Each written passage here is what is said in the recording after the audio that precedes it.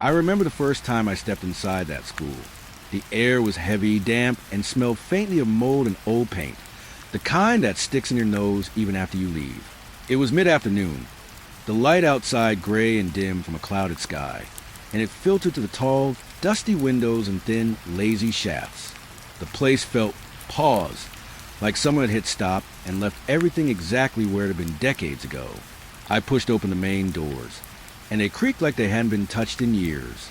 Beyond them, the hall stretched endlessly, tiles cracked, some missing entirely, exposing the bare concrete beneath. Lockers lined both sides, dull and scratched, their colors faded to a grayish blur, but most were still shut.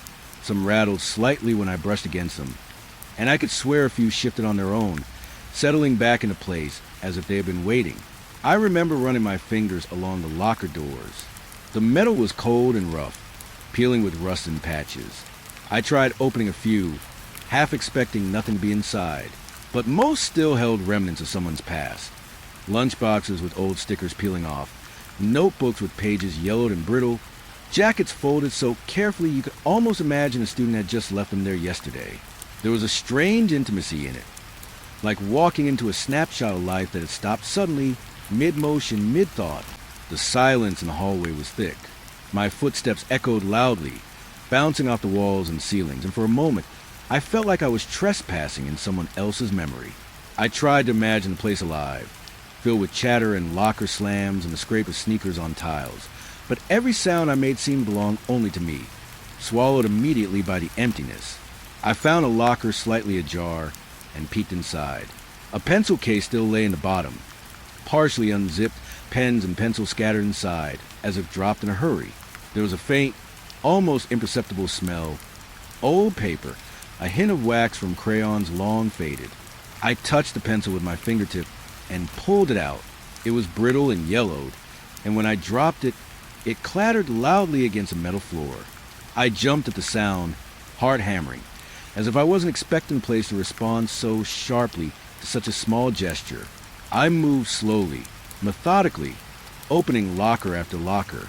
Most were filled with the same sort of things: notebooks, jackets, lunch containers, sometimes a single shoe with its pair gone. I couldn't understand why these things hadn't been removed, why they'd been left to sit for years, untouched yet still familiar. Some lockers had notes pinned inside, scraps of paper with names or dates scribbled in fading ink. I picked up one tiny piece, squinting at the handwriting, trying to make sense of it. It said something simple, something banal, like, "Don't forget your homework." And I felt a wave of sadness that I couldn't explain, as though someone's mundane worry had survived the decades to reach me now. The air shifted slightly as I turned down another hallway. The further I went, the heavier it seemed, the smell stronger, damp and sweet and sour all at once, like rotting leaves mixed with paper. The floor tiles were slick in patches, and I had to step carefully to avoid slipping. Some lockers were stuck closed, warped from time, and I had to lean into them to even get a peek. One locker groaned under my push, metal stretching, as if protesting that it hadn't been touched in years. Inside, I found a basketball and a torn gym shirt.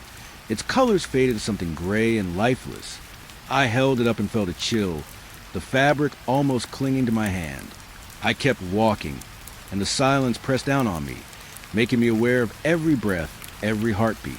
My own thoughts started to echo in the halls. I remember my own school days, the dull hum of fluorescent lights, the mix of smells, the faint perfume of teachers walking by, the scrape of chalk. Here, all of that was gone, replaced by a stillness, so complete it felt alive in itself.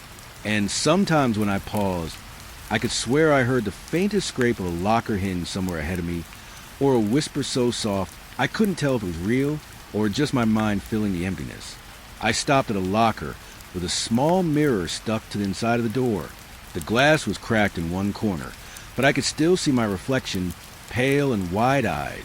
I stared at it, half expecting to see something else behind me, something watching. The hallway behind me stretched into darkness, deeper than it should have been, shadows pooling in corners where the light didn't reach. My reflection moved with me, of course, but there was a feeling that it wasn't alone, that in some way, the things that had once occupied these halls were still present, waiting, observing. The more I explored, the more I noticed little details. A forgotten scarf draped over a locker door, like it had just been tossed there. A pair of glasses perched crookedly on a shelf, lenses dusty and scratched. In the middle of the hallway, a single sneaker sat by itself, the laces undone. It made no sense, and yet it felt deliberate, as though the school itself had left breadcrumbs, little markers of the lives that had passed through and disappeared. At one point, I leaned against a locker to rest, pressing my palm to the cold metal. I thought about the students who had opened these lockers, the small victories and defeats that had passed through these hands, and I felt a deep, unsettling connection, as if in touching a locker I was touching fragments of memory, echoes that refused to fade. I had to pull my hand back suddenly, almost as if the memories were clinging, reaching for me. I wandered farther, and the hall seemed to stretch endlessly. The lockers became older, more worn, some doors hanging on broken hinges. There were places where graffiti had long since faded into the paint, barely legible words carved by someone who had wanted to be remembered. I ran my fingers over them, feeling the jagged letters beneath my touch. They whispered stories of boredom, of cruelty, of friendship, of loneliness. Every scratch, every dent, every forgotten item spoke of lives abruptly paused.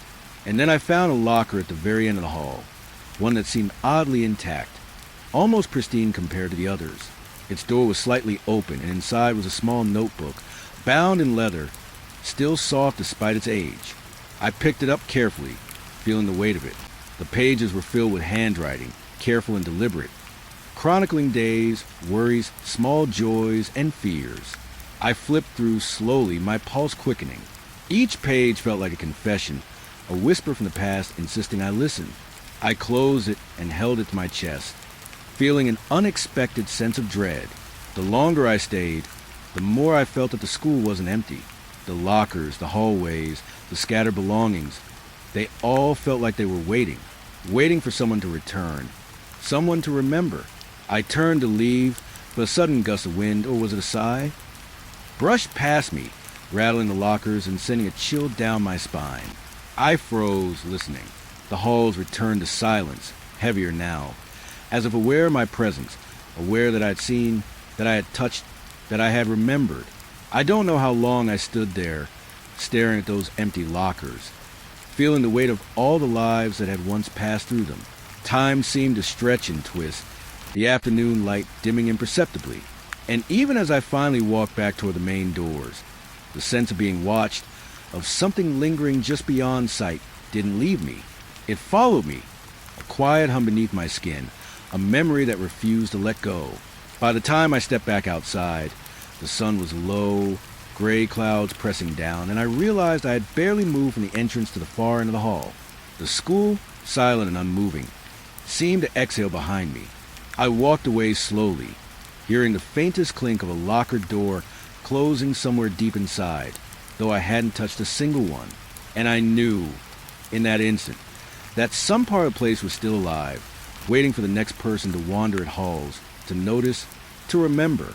Even now, when I think back, I can still feel the cold metal under my hand, the smell of paper and mold, and the quiet whisper of those empty lockers, full of stories that never ended. I remember stepping into the first classroom, the air thick with dust and the faint tang of mildew.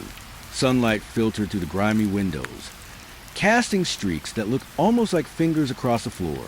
I tried to ignore the uneasy feeling curling in my stomach, telling myself it was just nerves, the excitement of exploring somewhere forbidden. But the silence, thick and complete, made it hard to convince myself of that.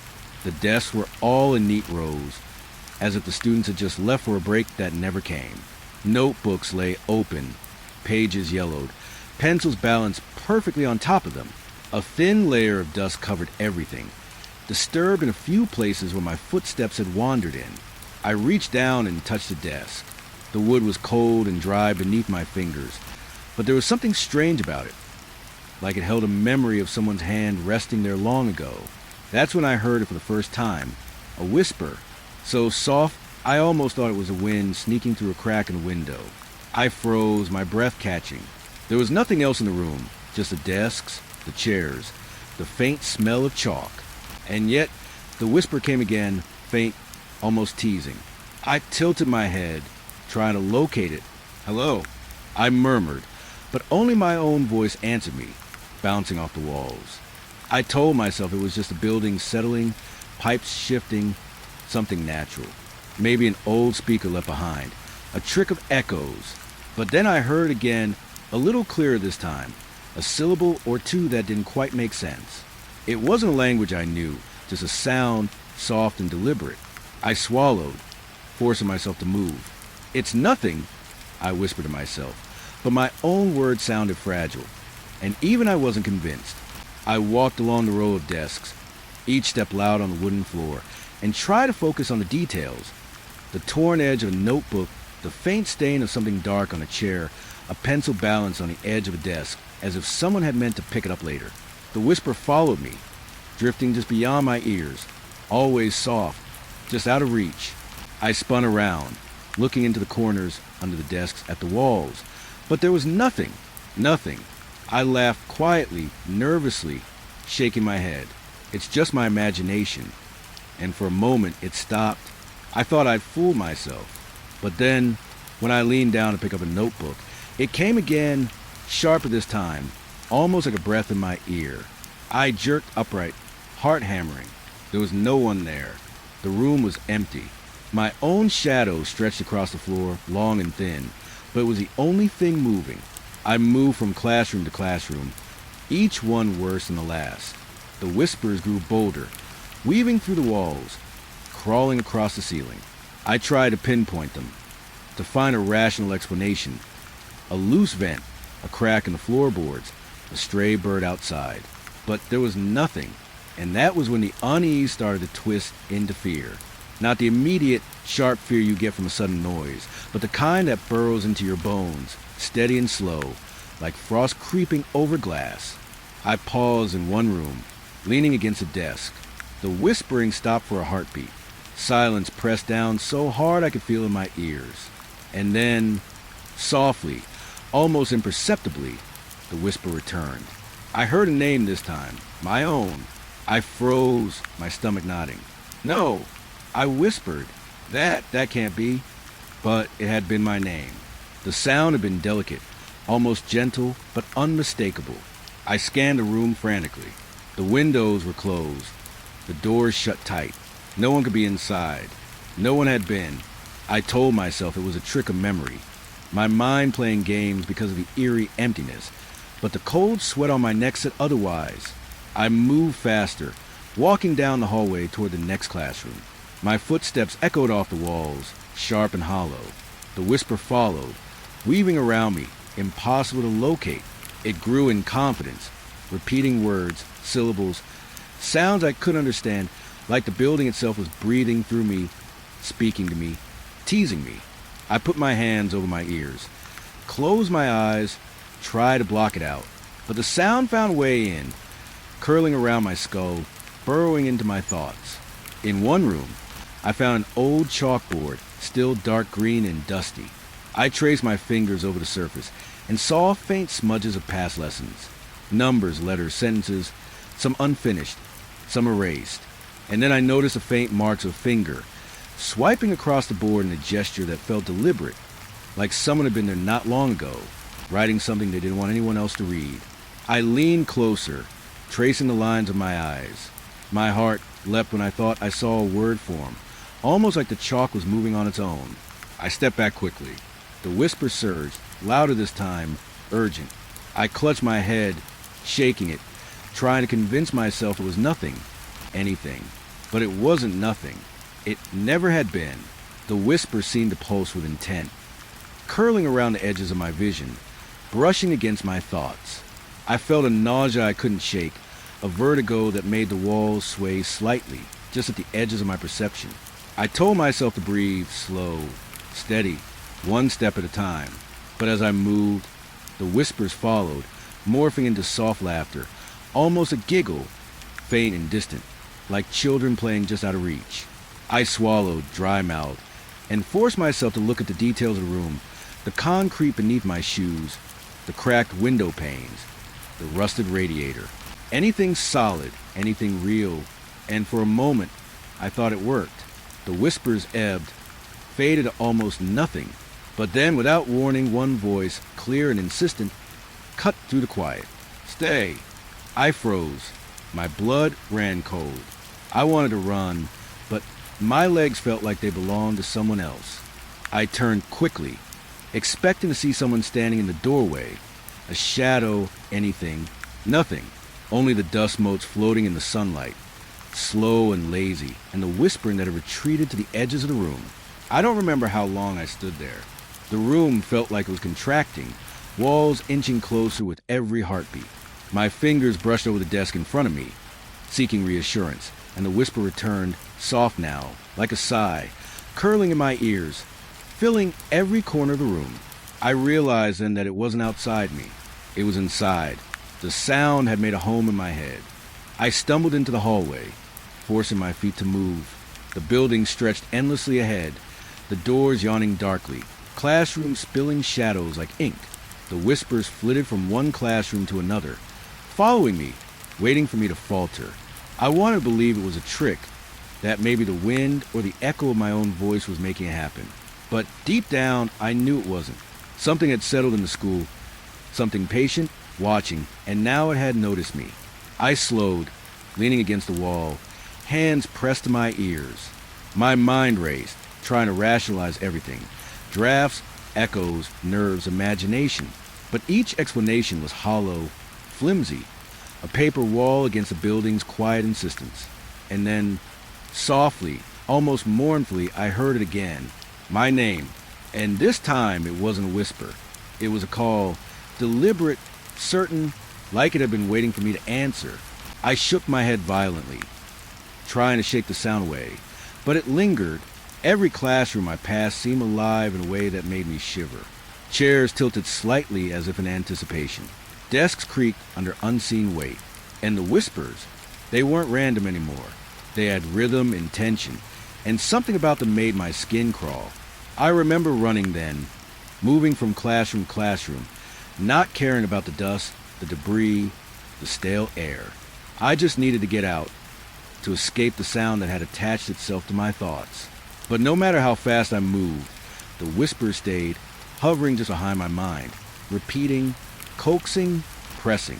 By the time I finally reached the gym doors at the end of the hall, my chest was heaving, my palms slick with sweat. The whispering had retreated slightly, but I could still feel it crawling at the edges of my senses. I put a hand on the door, breathing hard, and for the first time since I entered the school, I felt truly watched. And I knew, before I even stepped inside the gym, that the sound wouldn't stop. It wasn't just in the walls or the floors or the empty classrooms. It had followed me. It had learned my steps, my rhythm, and now it was patient, waiting. I turned the knob, heart hammering, and stepped in. The gym was vast, echoing with every sound I made. The wooden floorboards were dull, scratched, and coated in a thin layer of dust that swirled with each step. Sunlight streamed through the tall windows, but it barely touched the corners, leaving dark pools beneath the bleachers and along the walls. I paused at the center of the room, trying to catch my breath, to convince myself that the whispers from the classrooms hadn't followed me. But the silence here was different. Heavy, expectant. That's when I heard it. The first set of footsteps. Slow, measured, coming from behind me. My heart jumped, my stomach twisting. I spun around, scanning the gym, but the space was empty. The bleachers were folded against the walls, no shadows moving in them. The basketball hoops hung motionless, nets dangling like frail threads. Nothing. I told myself it was just my mind playing tricks, my nerves finally catching up with me. I had been running through empty classrooms for hours, or at least it felt like hours, and every creak and groan of the building had become exaggerated, magnified in my fear. I took a deep breath, telling myself, "You're alone. There's no one here." And then I heard the footsteps again, closer this time, not the soft scuff of dust or debris, but deliberate, solid, a rhythm that didn't match mine. 1, 2, 1, 2. The sound bounced across the gym like it was timed to my heartbeat. I froze, chest tight, straining to listen. I took a cautious step forward. The floor creaked beneath me. The sound behind me followed, perfectly in sync with my movements, echoing against the high walls. I stopped, The footsteps stopped. My pulse thundered in my ears. I swallowed hard and dared to glance over my shoulder. Nothing. Empty space. Dust motes danced in the sunlight. Untouched, unmoving, indifferent. I told myself again, it's just echoes. It's nothing. But the rational part of my mind was losing ground. There was a presence here. Not physical, not visible, but undeniably there. Watching, waiting. Something that knew I was alone, and yet not. I started walking again. Faster this time, trying to convince myself that movement would break the spell. And sure enough, the footsteps returned, keeping pace with me, though no one was there. I spun around, panic rising. Empty. Every corner of the gym I could see was empty. The shadows didn't shift. The dust didn't move. And yet the sound persisted. My stomach knotted. I tried to rationalize it. The old floorboards contracting, the ventilation system, the building settling. Anything. But the rhythm was too human, too deliberate, too perfectly matched to my own pace. And it wasn't just the sound. It was the weight behind it, the certainty that whatever was behind me had intention. I moved toward the far wall, toward the exit, telling myself I would make it, one step at a time. 1, 2, 1, 2, the rhythm followed me. The sound echoed in my skull now, not just my ears. I tried to speed up, but my legs felt heavy, as though the gym itself was holding me back. The footsteps mirrored me perfectly, relentless, omnipresent. I reached the bleachers and pressed myself against the wall, listening. The gym was enormous, but the sound seemed close, intimate, as if the space between me and whatever was following me had shrunk to nothing. I could almost feel it, a cold brush at the back of my neck. I spun violently, expecting someone or something to be there, but the shadows remained still, long and dark across the floor, no figure moving among them. I began to whisper aloud, partly to convince myself, partly because I was losing my mind. Who's there? Stop. Just leave me alone. My own voice sounded alien in the vast gym, bouncing and fading in the corners. There was no reply, but the footsteps didn't stop. They didn't hesitate. 1, 2, 1, 2, echoing in time with my racing heartbeat. I moved toward the exit door at the far end, my hands trembling on the cold metal handle. I turned slowly, my eyes scanning every inch of the room. The gym was empty. Everything was still. The only movement was the dust and the light beams, floating lazily, indifferent. And still, the footsteps followed, closer now, heavier, like something had stepped right behind me and was walking in perfect sync. A sudden dread rolled through me. I wanted to run, to tear through the doors and never look back, but a part of me froze. Not fear alone, something more primal, a knowledge that if I ran, it would follow, closer, always. I could feel it pressing against my spine, brushing against my thoughts, learning my pace, anticipating my movements. I glanced around desperately. There was nothing, nothing at all. No shadows shifting, no shapes lurking, only the empty gym. And yet, I could hear the subtle creak of the boards under someone's weight, the rhythm that mirrored mine, unrelenting. I tried to focus on anything else. The smell of the gym, old sweat, dust, mildew, the faint scent of paint peeling from the walls, the sunlight cutting through the windows in thin lines. I tried to count the floorboards, tell myself something tangible, measurable, but the sound kept me tethered to panic, dragging my attention back, pulling me into its invisible grip. I stopped abruptly in the center of the gym. The footsteps stopped too. My chest heaved. I listened. The air felt thick, heavy with expectation.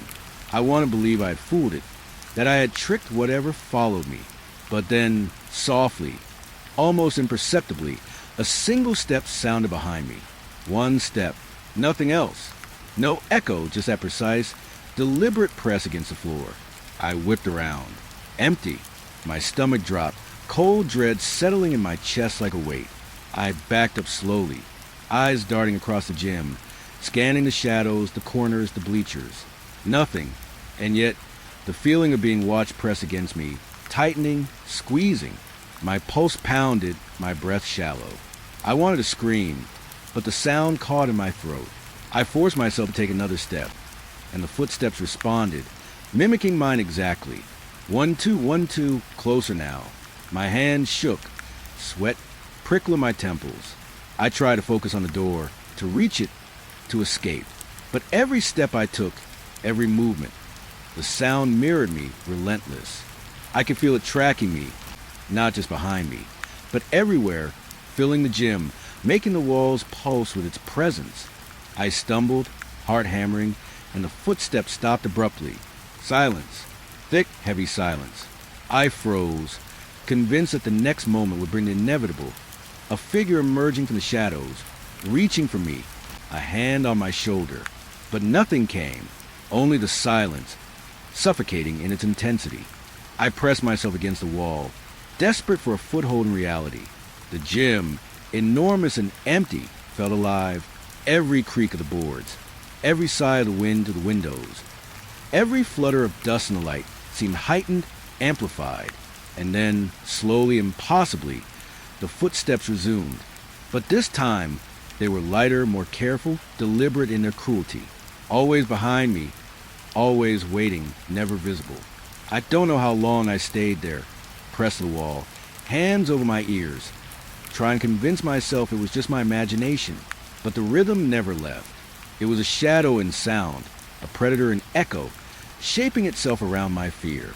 Every instinct screamed at me to run, to flee, to escape before it could close the distance. Finally, trembling, I moved toward the exit, careful, slow, trying not to provoke it, not to draw attention. The footsteps matched me, perfectly every single step. The door loomed ahead, a promise of escape, but the presence behind me pressed closer, invisible yet undeniable. I reached the handle and yanked it open, the metal cold and sharp in my hand. I bolted through, letting it slam behind me, and ran down the hallway, heart hammering, chest heaving. Even after I left the gym, the sound lingered in my mind, the rhythm of those phantom footsteps embedded deep in my skull. I knew then that I hadn't imagined it. Whatever had followed me, whatever had learned my pace, would not let me forget. And somewhere deep in the recesses of that building, waiting in the shadows, it was still there, patient, watching, learning. I didn't expect to find anything like it in that classroom. The room was quiet in a way that felt alive, almost expectant. The air thick with dust and the faint tang of chalk and old books. Sunlight streamed through the tall windows, cutting thin, golden lines across the floor, but it barely touched the corners, where shadows pooled like ink. My footsteps echoed softly as I wandered past the rows of desks, brushing my fingers over the tops, leaving trails in a layer of dust. And then I saw it, a portrait, hung above the teacher's desk, large, framed in dark with that dull with age. The glass covering it was clouded and scratched, but I could make out the figure inside. A man, stern-faced, dressed in a suit that must have been fashionable decades ago. His hair was combed neatly, a thin mustache above a mouth that seemed permanently set in judgment. His eyes, painted dark brown, stared straight ahead, or at least I thought they did at first. There was something unsettling about it, something that made my chest tighten. It wasn't the painting itself. Portraits can be stern, cold, intimidating. No, this felt different. As I stepped closer, the feeling grew, a subtle pull like gravity in reverse, a tug on the edges of my mind. I told myself I was imagining it, that the afternoon light, the quiet, the isolation were playing tricks.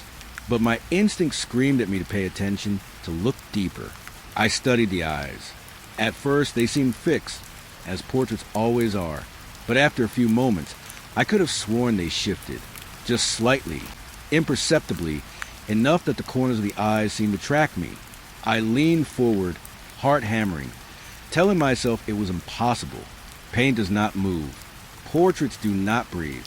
But my mind, on edge and strung tight, could not be convinced.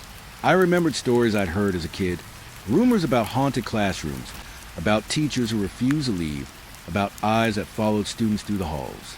I laughed softly, nervously, trying to dismiss it. "It's just a painting," I whispered aloud, my voice echoing faintly across the room.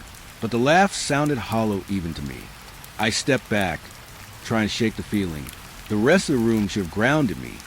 The desks, the notebooks, the faint smudges of fingerprints on the windowsills. Yet my eyes kept returning to the portrait. Something about it called to me, insisted I stay, and I felt a strange pull in my chest, as if the figure in the painting could see straight into me, into my memories, my fears. The more I stared, the more I noticed little details I hadn't at first. The corners of the eyes were slightly darker, almost bruised-looking. The mouth seemed to twitch ever so subtly, like a suppressed expression, a twitch of thought caught mid-gesture. I tried to tell myself it was just the way the light hit the glass, the reflection of the dusty room, the shifting angles, but my gut told me otherwise. I remember my own teachers growing up, the ones who could see through lies, who made you feel as though every thought you tried to hide was visible to them. The portrait had that same quality, the sense of quiet authority, of judgment, of someone who had lived, who had known, who had seen things. And now, long after death, the man seemed present. I reached out, hand trembling, hovering near the frame. I wanted to touch it, to feel the wood beneath my fingers, to prove to myself it was just paint and glass. But the closer I got, the heavier the room felt, the air thickening around me. My hand stopped inches away from the surface, as though an invisible pressure held it back. I swallowed hard, a shiver running down my spine. I tried to look away, to focus on something else. The cracked chalkboard, the notebooks strewn across the desks, the faint smell of rotting paper. But every time I did, my eyes snapped back to portrait. The subtle movement, almost imperceptible, was there again. I could have sworn the head tilted ever so slightly, the lips twitching, the eyes narrowing, as if measuring me, weighing me. I told myself it was stress, nerves, the lingering fear from the whispers and footsteps.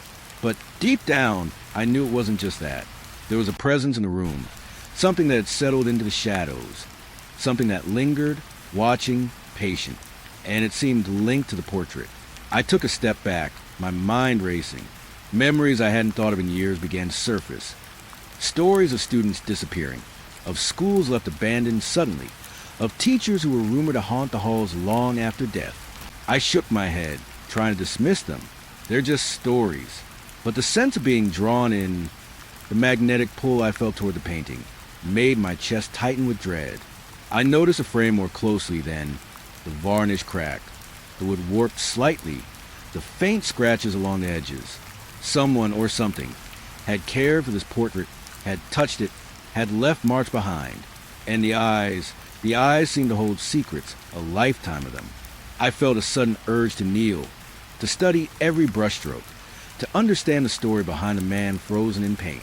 My hand twitched again, reaching forward despite myself. And that's when I felt it, a flicker, almost a breath, like the air around the portrait had shifted. I jerked back instinctively. The movement was subtle, barely perceptible, but it was enough to make my skin crawl. I told myself it was impossible, that it was a trick of light, a shadow moving across the glass. But my heart didn't believe it. My chest tightened, and I felt a cold sweat prickle my skin. I stepped closer, drawn in by fear and curiosity, trying to convince myself I wasn't imagining it.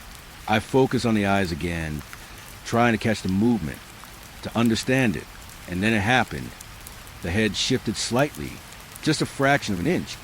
The eyes followed me with a certainty that no painting could possess. My stomach lurched, and I stumbled back, gripping the edge of a desk to steady myself. I breathed heavily, trying to ground myself in reality. It's just a painting. It's just a painting. I muttered the words over and over, like a mantra, but the pull remained insistent, magnetic. I felt a presence pressing at the back of my mind, a quiet, patient weight, like the figure was aware of me in ways I couldn't comprehend. I tried to leave the room, my steps uneven, heart hammering, but my eyes kept snapping back to the portrait, drawn to it, unable to look away. And each time I looked, the subtle movements grew more pronounced. The tilt of the head, the narrowing of the eyes, the faint twitch of a lip. It was as if the man in the portrait was alive in a way that defied explanation, aware of me, aware that I had noticed him. A memory came to me then, a faint echo of something I had read long ago, about paintings that hold more than mere likeness, about art that traps a presence, a spirit, an essence. I shivered. I didn't want to believe it. And yet every instinct screamed that there was something in that room, something tethered to the painted figure, waiting for attention, waiting to be acknowledged. I reached the door, my hand on the handle, but I hesitated. The pull of the portrait, subtle and insistent, held me in place. I could feel a weight in the room, a lingering awareness, as if the walls themselves were leaning in. I wanted to flee, to escape the gaze, to put distance between myself and the figure in the frame. But I couldn't move. I was trapped in that silent, still space, aware of every tick of time, every shiver of air, every shadow that clung to the corners. And then I heard it. A sound so soft I almost didn't notice it, a faint sigh, like breath brushing against the glass. My stomach dropped. I knew I wasn't imagining it. The portrait, it was reacting to me, to my presence. And in that moment, the room became unbearably still, as if holding its breath, waiting for my next move. I forced myself to step back, one slow, deliberate foot in front of the other, my eyes never leaving the painting. The subtle movements continued. A tilt of the head, a narrowing of the eyes, the faintest suggestion of a smile, or maybe a smirk, emerging at the corners of the lips. I didn't understand it, couldn't rationalize it, and I didn't want to. All I knew was that something was in that portrait, something patient, intelligent, and aware. I reached the door finally, yanking it open, and stumbled into the hallway, heart pounding, chest heaving. But even as I ran down the corridor, the image of the portrait lingered in my mind, the eyes following, the subtle movements, the sense that something long dead had noticed me, had seen me, had marked me. And I knew, even then, that I would never forget it. The classroom, the portrait, the way it seemed alive, it had claimed a piece of my attention, a piece of my memory, and I could feel it whispering still, patient, silent, waiting for the next time I would return. I didn't notice the sky until it began to change. The clouds thickened overhead, heavy and gray, pressing down on the school like some enormous weight. The air in the hallways seemed to thicken too, carrying the scent of damp earth and rain before the drops even began to fall. I stopped near a window, tracing my fingers along the dusty sill, feeling the chill through the cracked glass. The silence of the building felt almost unbearable in that moment, as though the walls themselves were holding their breath, waiting for something. The first raindrops fell with a soft patter against the glass, gentle at first, almost comforting, but soon they multiplied, each drop adding to the rhythm, a constant drumming across the roof that seemed to echo through the hallways. I noticed how the sound amplified every creak and groan of the building, making the floors groan under their own weight, the walls sigh, the windows rattle. The rain turned the school from abandoned to alive, but in a way that was wrong, unnatural. I moved closer to the window, pressing my forehead against the cold glass, watching the drops streak downward, smearing the gray light outside. The trees beyond swayed violently, their branches scratching against the outer walls, casting elongated shadows that moved like fingers across the cracked floors inside. I thought I saw one shadow linger longer than it should, a dark shape pausing, almost as if watching me. I jerked back, heart hammering, telling myself it was just my imagination. Shadows aren't alive, but they were. I could feel it, a slow, deliberate movement in the corners of my vision, shapes that shifted just slightly when I looked away. I told myself to breathe, to focus on the sound of rain, the tactile reality of the window pane beneath my fingers, the dusty floor under my shoes. It worked for a moment, grounding me, until I noticed the reflections in the glass. In the water-streaked window, shapes moved against the panes, elongated, warped, impossible. At first, I thought it was my reflection, distorted by the droplets. But then I saw that the movements weren't mine. The shadows twisted and stretched in ways that didn't make sense, like they were bending to some unseen will. I held my breath, staring at them, mind racing. The room behind me felt suddenly too large, too empty, and yet filled with presence. I remembered old stories of abandoned places, tales I'd once laughed at as a child, the wind that whispered secrets, the shadows that weren't shadows, the sense that even in emptiness, the dead can linger. And for the first time in my life, I felt it, not just a story, not just fear, but the undeniable, palpable presence of something watching, waiting, patient. I took a step back, trying to distance myself from the window, from the unnatural movements. But the shadows seemed to follow, sliding along the glass, pooling in corners, bending over desks and chairs in ways they shouldn't. I swallowed hard, a cold taste at the back of my throat, and told myself it was just a storm, just light and water and imagination colliding. But deep down, I knew it wasn't. The rain's rhythm grew louder, beating on the roof in a steady, insistent cadence, and it seemed to synchronize with something inside the school. Every echo, every creak, every flicker of shadow became amplified, magnified by the sound.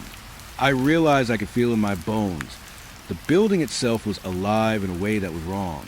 It pulsed with the storm, with presence, with something waiting for me to notice. I moved slowly down the hallway, listening. The rain masked some sounds, but it made others sharper, more deliberate.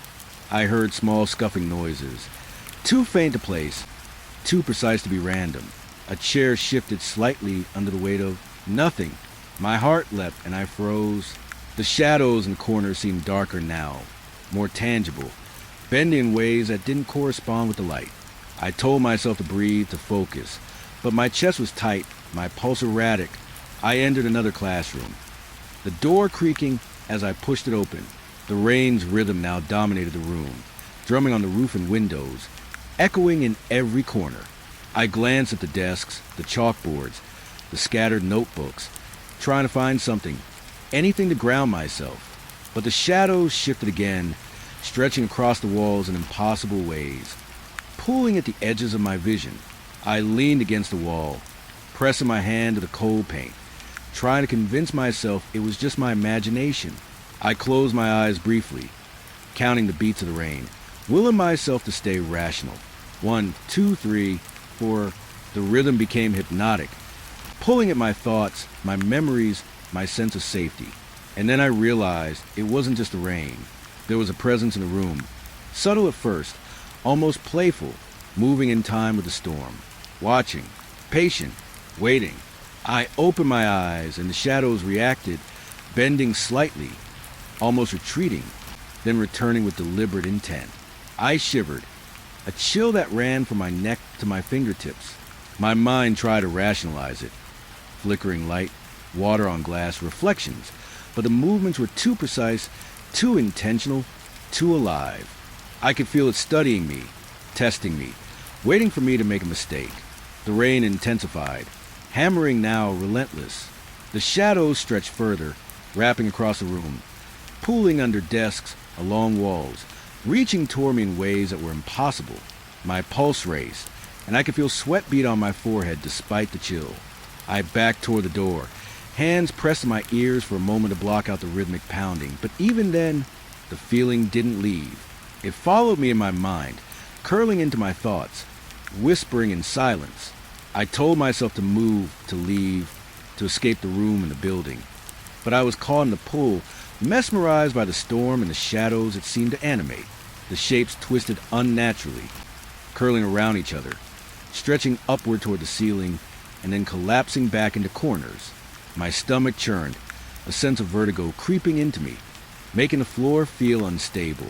The storm was outside, but somehow its pulse had entered the building, animating the shadows, giving them weight, purpose, consciousness. I glanced at a window pane again. One shadow lingered longer than the rest, dark and misshapen, but unmistakably there. It didn't move with the wind or the light. It was deliberate, focused on me. I realized then that the building wasn't just abandoned. It was alive with memories, with attention, with things that didn't belong to the present. And they were aware of me, aware that I had noticed. I stumbled back, feeling the pull of the room, the rhythm of the storm sinking with some unseen heartbeat. I didn't want to look away, didn't want to close my eyes, didn't want to stop observing. But the longer I stared, the heavier the presence grew, pressing into my mind, feeding on my fear. I felt myself slipping into something I couldn't name, a place between awareness and hallucination, a liminal space where shadows were alive and the rain was more than water. Finally, I forced myself to move, taking one slow, careful step at a time toward the door. Each footfall echoed against the high ceiling, and I felt the shadows respond, inching closer, bending in anticipation. The rhythm of the rain seemed to intensify with every step, hammering against the roof and walls like a drum, punctuating each movement. My chest ached with tension, every nerve alert, and still the shadows followed, subtle, deliberate, patient. I reached the doorway and hesitated, hand on the handle. I could feel the storm, the shadows, the building's presence all pressing in, waiting for me to leave, to acknowledge it. My hand trembled as I gripped the knob. The shadows seemed to stretch toward me, leaning over the threshold, whispering in silence, and I knew even before opening the door that the storm wouldn't release me. It wouldn't let me go. I yanked the door open and stepped into the hallway. The rain outside lashed against the walls, blurring the gray light, turning the school grounds into a shifting, wet landscape. The shadows inside the room didn't vanish. They lingered at the edges of my vision, stretching, writhing, waiting. The rhythm of the storm was embedded in my mind now, a constant thrum that matched my heartbeat. Even as I moved down the hall, putting distance between myself and the classroom, the sense of being watched stayed with me. The shadows, the storm, the presence. They weren't confined to a single room. The school had learned me. It had marked me. And the rain, with its relentless rhythm, was only the beginning of its voice. I had never been much for libraries, not the quiet kind with shelves that seemed to stretch into eternity, filled with the smell of paper and ink. But this one was different. The air was heavy, thick with dust, old mildew, and something else I couldn't name, something that clung to my skin the moment I stepped inside. Sunlight from the tall, grimy windows fell in thin shafts across the floor, illuminating rows upon rows of books, their spines faded, their pages brittle. It was beautiful in a way that made my stomach tighten, and terrifying in a way I couldn't explain. I wandered slowly between the shelves, brushing my fingers along the leather-bound tomes, feeling the faint grooves of titles worn smooth by time. Every step I took echoed softly, bouncing off the walls in gentle, hollow tones. The library was silent, or so I thought. That was before the doors slammed shut behind me. I spun around, heart hammering, reaching for the handle. The door was locked. I tried again, yanking, twisting, but it wouldn't budge. A wave of panic washed over me, hot and thick. I could feel my pulse in my temples. The room seemed suddenly smaller, the air heavier, pressing down on my shoulders. And then I heard a faint rustling like the turning of pages. At first, I thought it was the wind, the draft sneaking through a crack in the window. But the library was old, sealed, quiet except for the distant rumble of the rain outside. I froze. The sound came again, more deliberate, almost like whispering voices behind the pages. I took a step closer to a shelf. My fingers brushed a book, and it shifted slightly, as though moved by some invisible hand. My breath caught. I shook my head. It's just the wind. Just the wind. I tried to convince myself. But the rustling continued, faint, deliberate, circling around me, never stopping. I moved deeper into the library, trying to focus on something solid. The floor beneath my shoes, the shelves towering above me, the books stacked neatly or not so neatly on the tables. But every time I passed a row, I heard the whispering again, coming from all directions. Old books murmured secrets I couldn't understand, turning pages though no one touched them. The sound was hypnotic, dragging at the edges of my mind. I stopped at a table stacked with dusty volumes and tried to steady myself. I remember my childhood love for stories, the way books could transport you, and yet here, the books seemed to carry something else. Not stories, but knowledge of things better left unknown. Shadows pulled beneath the shelves, bending unnaturally, curling around the edges as if the walls themselves were breathing. I reached for a book, a thin one with a cracked spine. The pages flared open, flipping rapidly, then slowed as if considering whether to reveal their contents. I leaned closer, squinting at the faded text. The words were disjointed, fragmented, almost nonsensical, but they hummed in my mind, tugging at memories I didn't have, fears I hadn't named. A chill ran down my spine. I wanted to close the book, to shut it and leave, but something kept me rooted, something patient, insistent, tugging at my curiosity and my fear simultaneously. I looked up, and in the dim corner between two shelves, I thought I saw a movement, a shadow shifting, fleeting, like it had been waiting for me to notice. I whispered, almost to myself. Is someone here? My voice echoed softly, swallowed by the vastness of the room. No reply came, only the rustling of pages, the low, rhythmic whisper of old paper moving against itself. It was as if the library had woken, aware that I was present, aware that I had entered its quiet heart. I wandered along the shelves, trying to map the space, trying to find the exit, trying to anchor myself in reality. But the shelves seemed to stretch farther than they should, corridors twisting slightly, subtly, in ways that made no sense. And every step I took, the whispering followed, curling around me, brushing against my thoughts, growing more insistent and more knowing. I pressed my palms against the table, trying to calm my racing mind. The rustling of the books intensified, a soft crescendo, like 1,000 tiny hands turning pages at once. The words on the open volumes blurred, twisting, forming letters I didn't know, sentences that seemed to address me directly. My chest tightened. I tried to back away, but the shelves pressed closer to my vision, and I felt trapped, swallowed in the weight of the library's presence. Then a single book fell from a shelf nearby, thudding against the floor. I jumped, heart racing, but when I looked down, it wasn't just a fall. The pages flipped open rapidly, as though searching for something, searching for me. I bent to pick it up, and the rustling ceased, leaving a silence so heavy it pressed against my eardrums. I turned slowly, scanning the room. Everything was still, every shadow holding its place, every book in perfect alignment except that one. The door remained firmly shut behind me. I realized then, with a sudden, suffocating clarity, that I was not alone. Not physically, perhaps, but in some way that defied explanation. The library was aware. It was alive in a way that made my skin crawl. Patient, ancient, waiting. I didn't know how long I stood there, trembling, breath shallow. The whispering returned, faint, curling along the shelves, coaxing me toward the far corner, toward a section of books that seemed darker, older, heavier with dust. My legs moved before I fully understood why. Drawn by curiosity, by fear, by something deeper I couldn't name. When I reached the corner, the books were stacked haphazardly, as if someone or something had rifled through them recently. A cold draft swept past, carrying the scent of old paper, mildew, and something metallic beneath it. I felt the weight of eyes, or a presence, pressing from the shadows, a subtle awareness that made my stomach lurch. I tried the door again, desperate, panicked, locked. No escape. I knew then I had to confront the space itself, the library's quiet insistence. I moved between the shelves, fingers tracing spines, whispering apologies and pleas to something that might or might not be listening. And through it all, the rustling never stopped.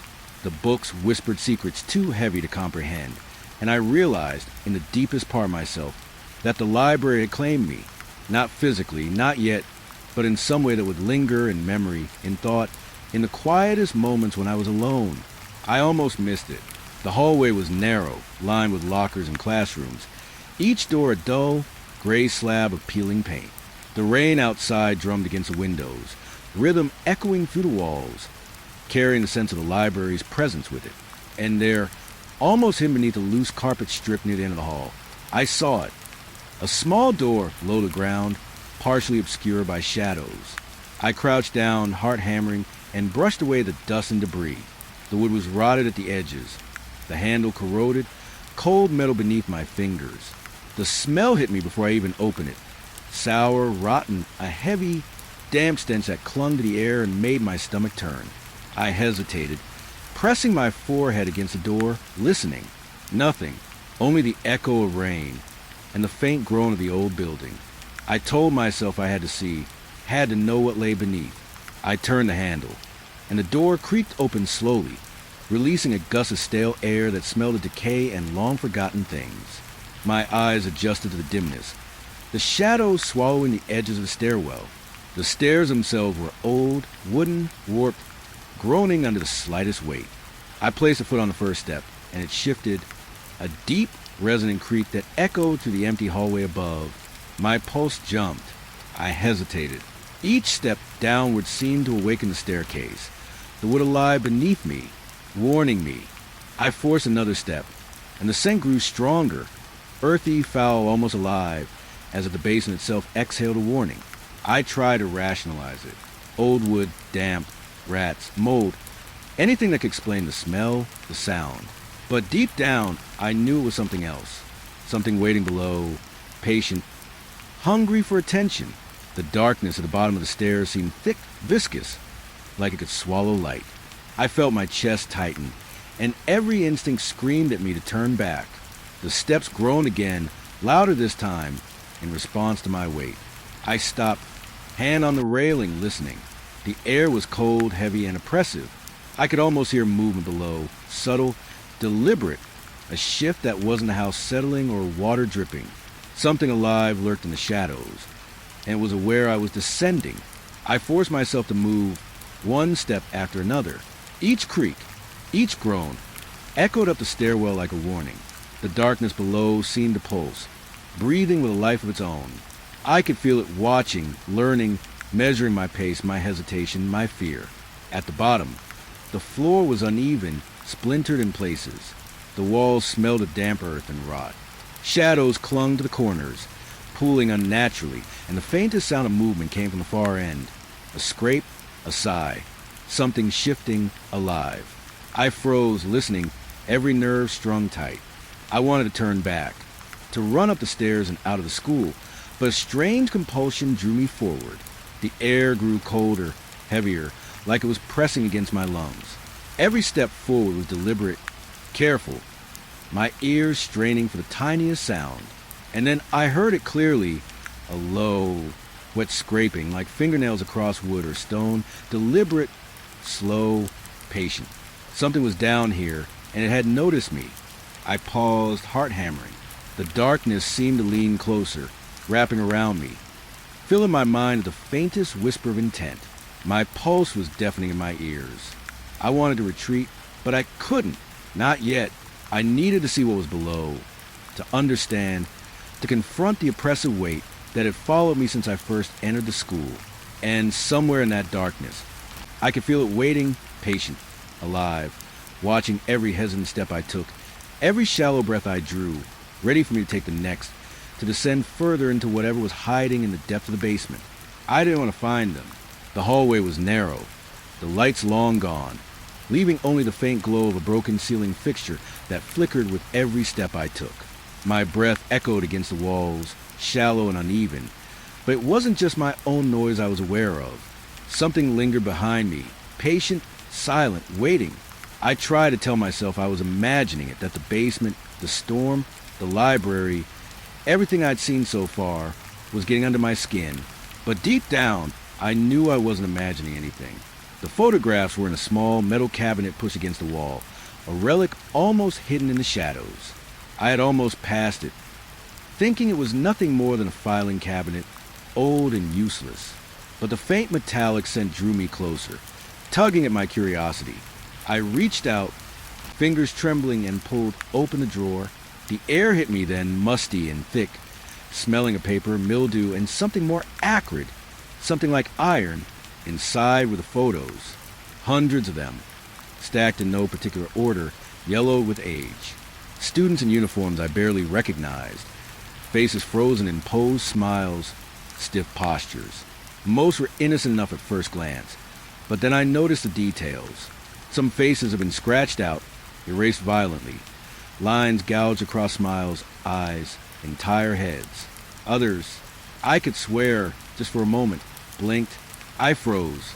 My hand hovered over the pile, every instinct screaming to back away, to run, to leave the basement forever. But the draw was irresistible. I picked up a photograph carefully, the edges brittle under my fingers. A young boy, maybe 10 or 11, stood with a group of students, smiling at the camera. His eyes, the ones that should have been dark and fixed in paint or ink, seemed alive. Blinked once, then again. My stomach dropped. I shoved the photo back into the drawer, but the feeling didn't leave. The shadows in the basement seemed to lean closer, as if watching me fumble with the photos. I tried to convince myself it was my imagination, that my nerves were framed from hours of isolation, from the storm, the library, the basement stairs. But every hair on my neck stood up, every nerve screamed, and I couldn't shake the certainty that unseen eyes followed me, just beyond my vision. I rifled through more photos, and my heart sank. Faces were scratched out haphazardly, some completely removed, leaving only white or faded blotches. But others, the ones that hadn't been scratched, seemed to move slightly when I looked away, turning their heads, blinking, staring in ways they shouldn't. I gasped softly, trying to catch myself in a rational thought. It's paper. It's dust. It's nothing. But it wasn't nothing. Every photo, every scratched out face, every slight movement seemed deliberate, purposeful, as though the students themselves had left behind a message, a warning, or worse, a tether to this place. I could feel it pressing at my mind, the faintest brush of awareness, a tugging sensation that made me dizzy. I stumbled backward, nearly dropping the drawer. A sudden sound made me freeze. Paper shifted in the cabinet behind me, though I had not touched anything. I spun around, heart hammering, and for a moment, I thought I saw a movement, a flicker, a shadow, a face just beyond the reach of the light. The photograph seemed to whisper to me, faint rustling of pages, shuffling of paper, almost like voices caught mid-word. I swallowed hard. The smell in the basement had grown sharper, iron-tinged and thick with damp rot. I needed to leave. Every instinct screamed at me to run, but my legs felt heavy, reluctant. The cabinet loomed over me, the shadows stretching along the walls, twisting unnaturally. I could feel it, the presence behind the faces, patient, aware, pressing closer. One photo in particular caught my eye, a young girl, hair in pigtails, her eyes staring at me. They blinked, once, twice. I stumbled back, nearly falling against the stairs. The basement seemed to tilt, the walls narrowing, shadows elongating as I backed toward the door. The photographs rustled, as if alive, pages whispering secrets I couldn't understand. I heard faint scraping behind me, the softest hint of movement, deliberate and measured, but when I turned there was nothing, just the cabinet, the photos, and the oppressive darkness of the basement. I ran. My footsteps echoed, pounding against the old wooden floor. I didn't look back, even as the rustling continued behind me, faster now, like 1,000 tiny pages flapping, whispering in unison. The cabinet doors rattled slightly, though I hadn't touched them.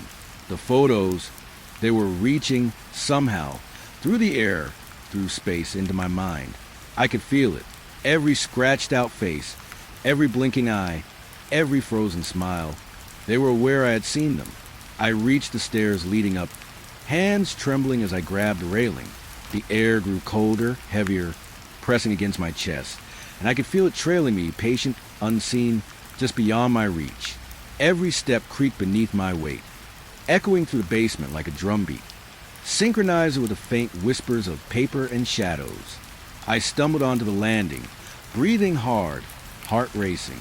The basement doors loomed behind me, low and heavy, and I had the irrational sense that if I turned back, the faces would follow, eyes unblinking, staring straight through me. I didn't dare look. I couldn't. The hallway above felt unreal in comparison.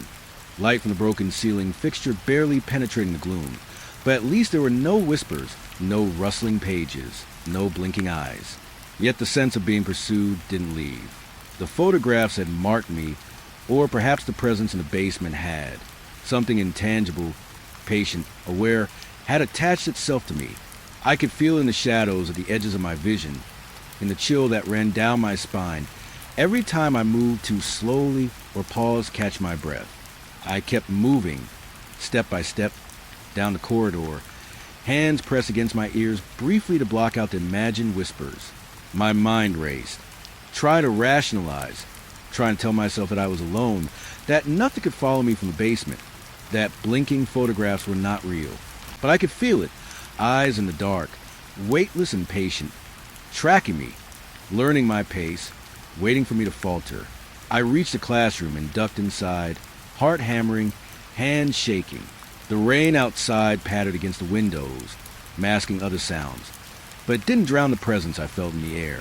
It was patient, aware, watching, and I knew, somehow, that the photographs had not stopped moving. Somewhere, deep in the basement, behind the whispering cabinet, Those eyes remained, waiting for the next time I looked. I pressed my back against the wall, breathing shallow, trying to anchor myself in reality, in reason, in something tangible. The cabinet, the photos, the basement. They were all behind me, yet I felt their weight pressing forward. The hallway seemed longer, darker, the shadows stretching toward me. I tried to shake the sensation, tried to convince myself it was a storm, the isolation, my imagination. But every time I closed my eyes, I could see those faces blinking, staring, waiting, and I knew then with a sinking certainty that the basement had not let me go. The forgotten faces, scratched and warped, were still there, still aware, still patient. And I would feel them in the quiet moments, in the spaces where shadows linger for a long, long time. The first thing I noticed when I stepped inside was a silence. Not the kind you can mistake for a quiet room, not the kind of stillness that comes with empty streets or sleeping houses. This was deeper, heavier, the kind of silence that seemed to hold its breath, as if the building itself were waiting, watching, aware of me. The doors had grown on their hinges when I pushed them open, but the sound quickly faded into the vast, frozen emptiness of the hall. The high school smelled of dust and age, a faint tang of mildew lingering in the air.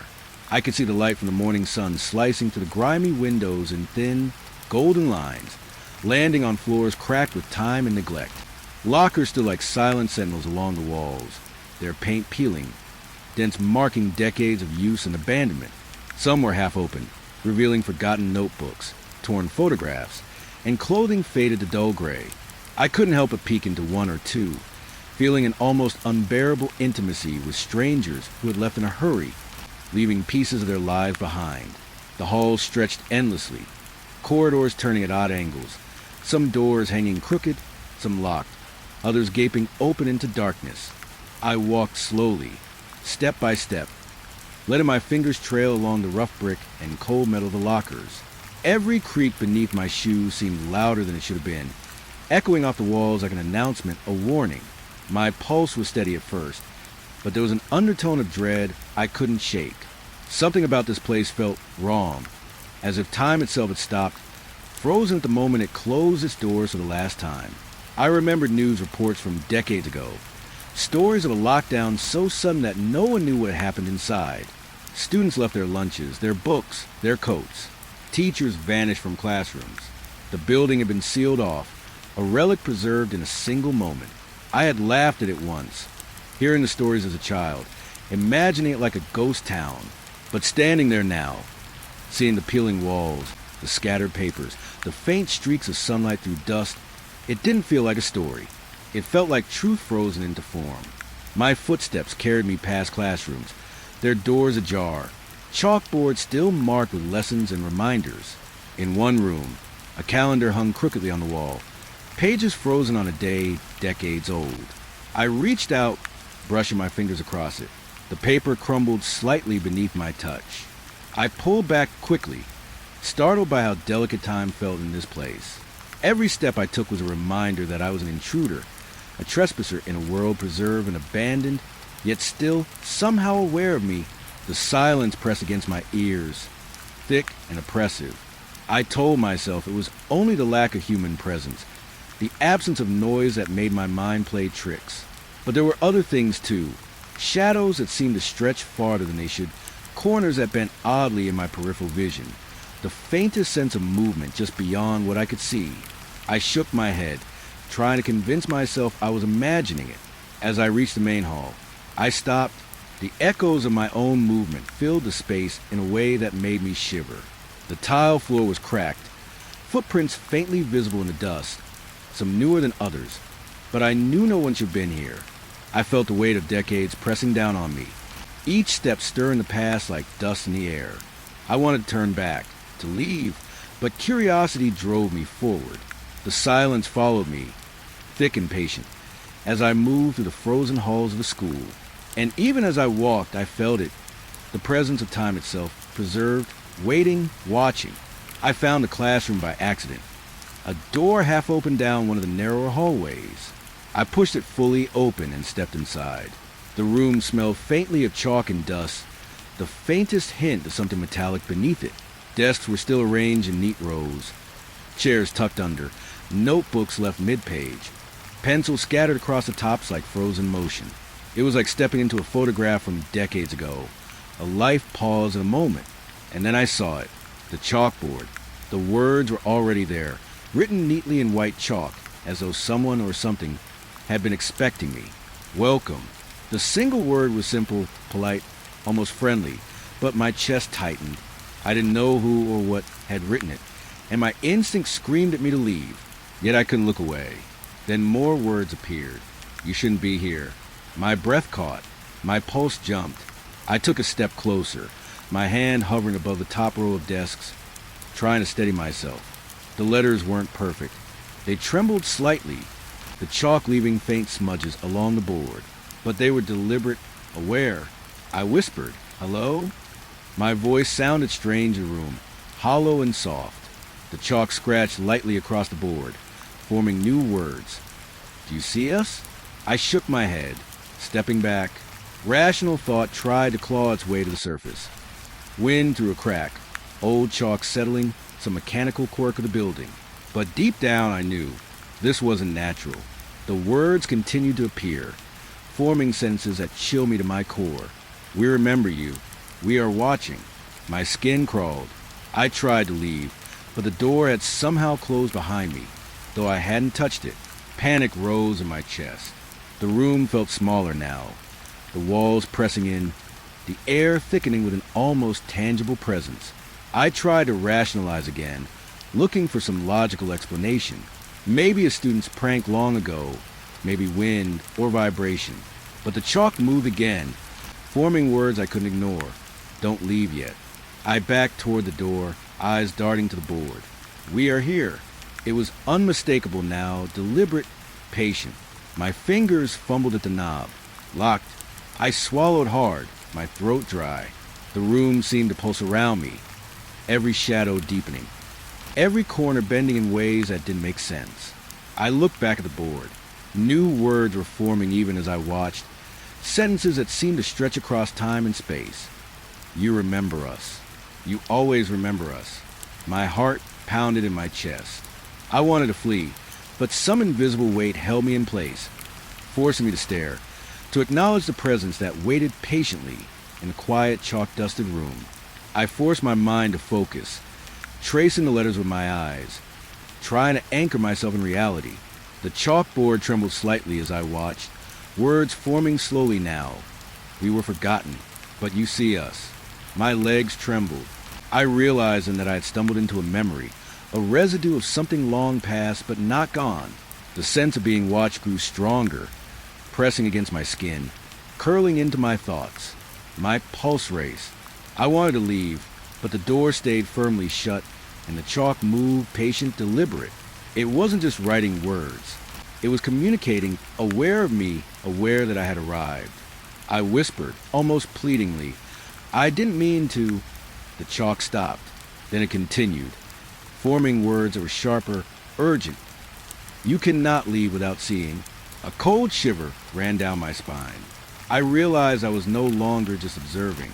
I was part of whatever lingered here, tethered to it by curiosity, by fear, by the very act of noticing.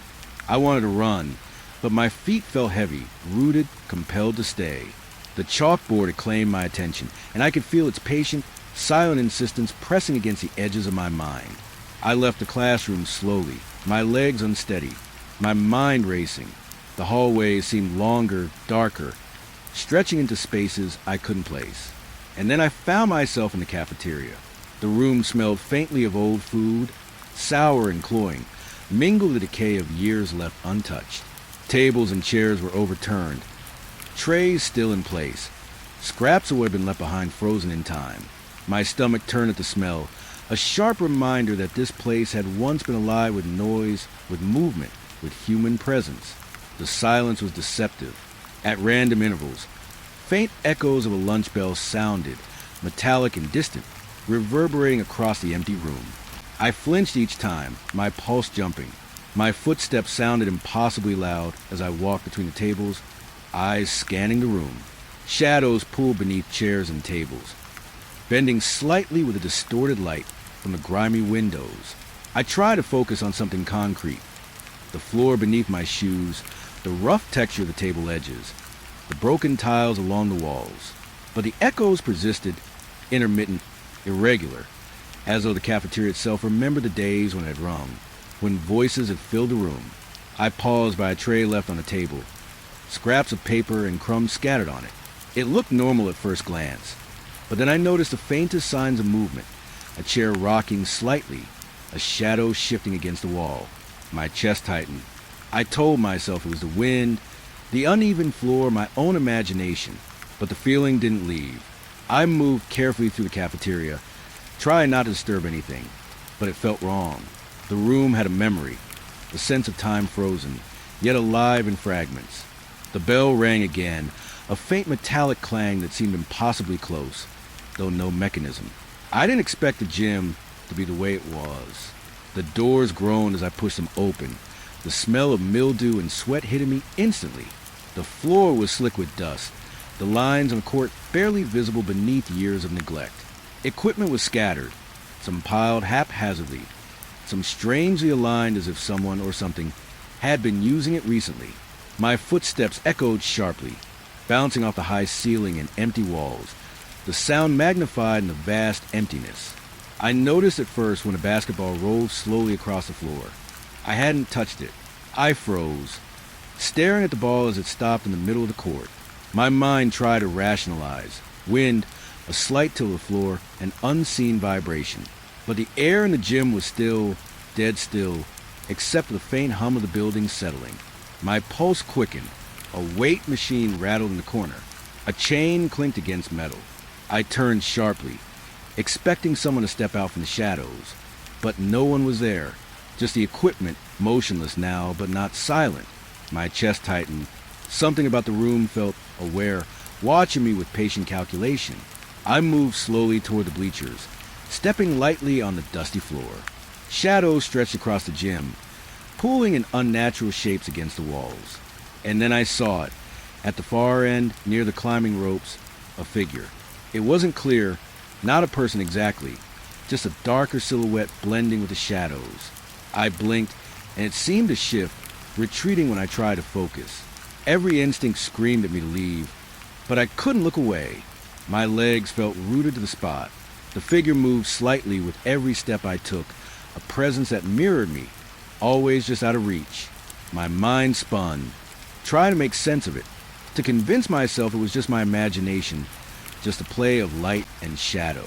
But the air grew heavier, the silence denser, and the sense of being watched pressed down with an almost physical weight. A weight bench tipped over slowly, though I hadn't touched it. I jumped back, heart hammering, eyes darting to every corner. The shadow moved again, closer this time, or maybe I had just stepped forward. I could feel its presence pressing at the edges of my mind, patient, deliberate, aware.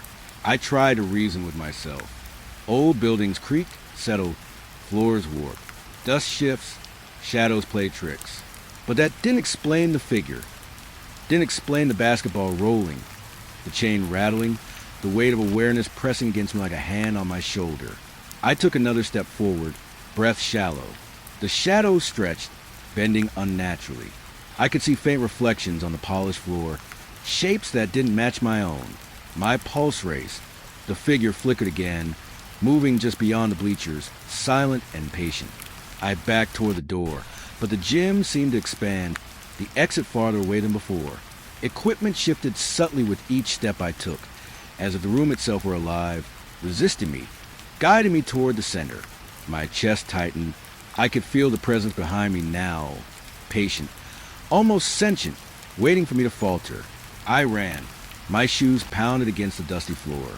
Shadows twisted around me, pooling at the edges of my vision, following with uncanny precision.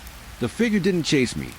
It simply mirrored, waited, always just a shadow away, a heartbeat away, pressing at my senses.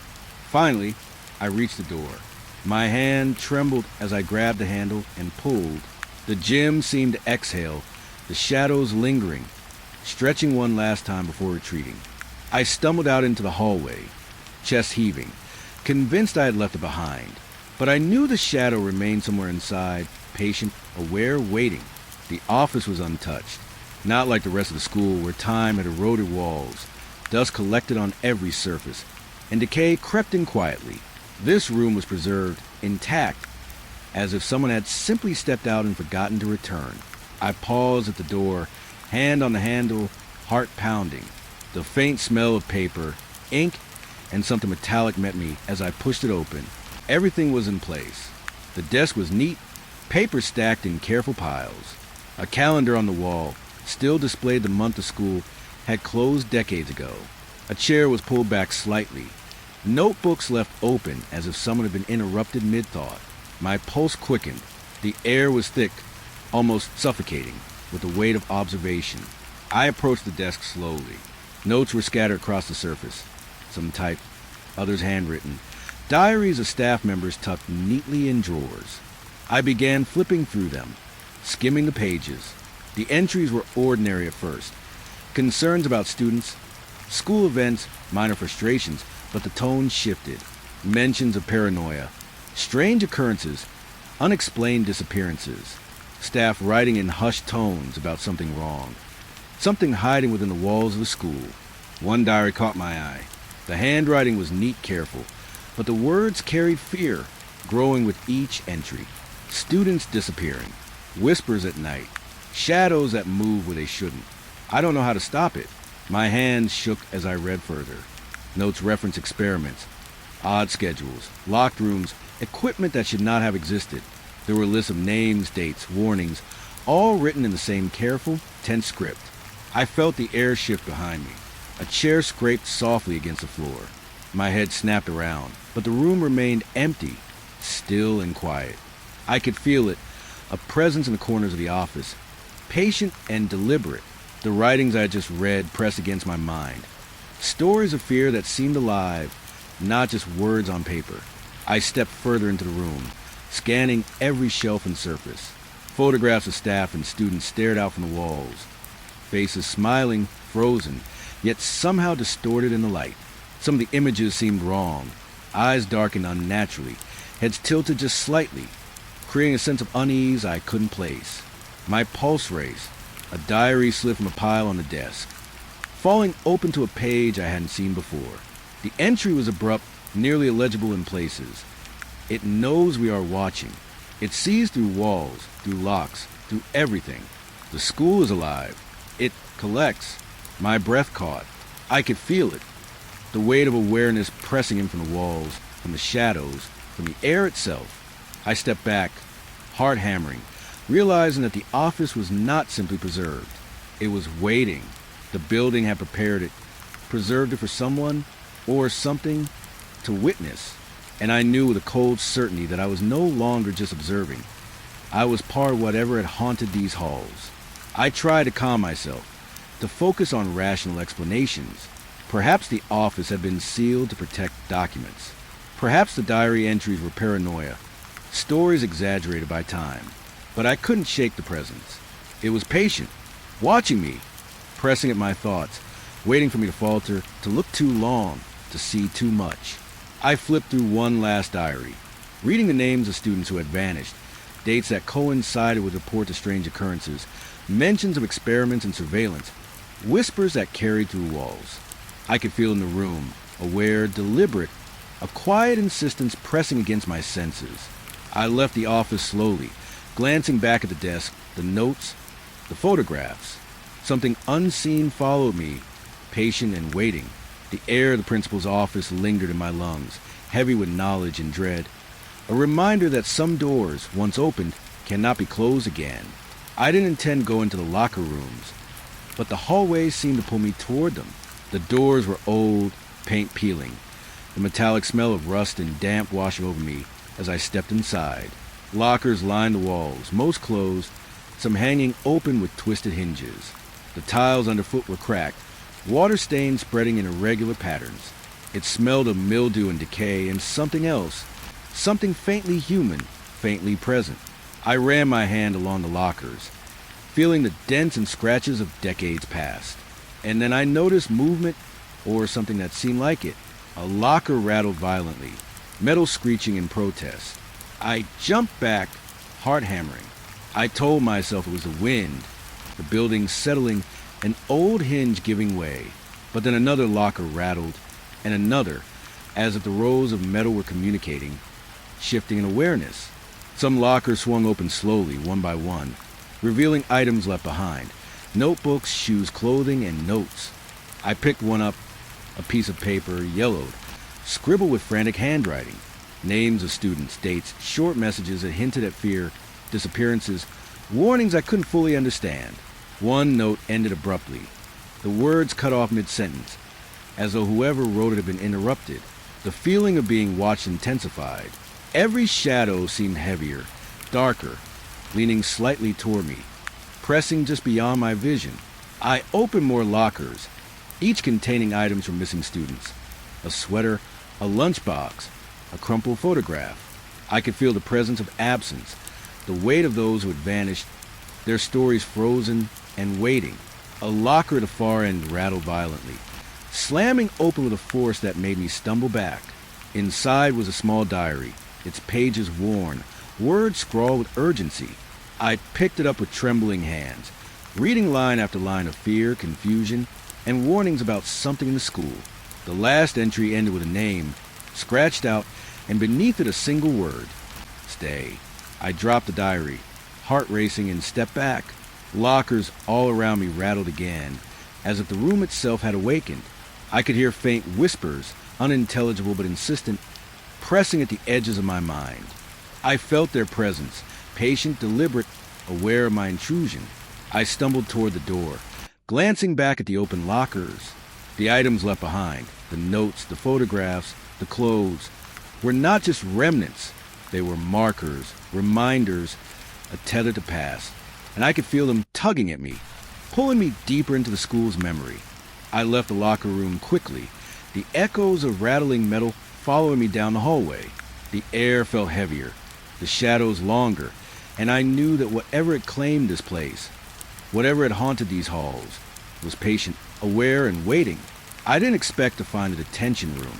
Somehow, the narrow hallway I'd been following twisted and stretched, leading me to a door I didn't remember passing. The sign above was faded, letters peeling, detention. I hesitated, hand hovering over the handle. A wave of unease pressed down on me, the air thick with the weight of years and memory.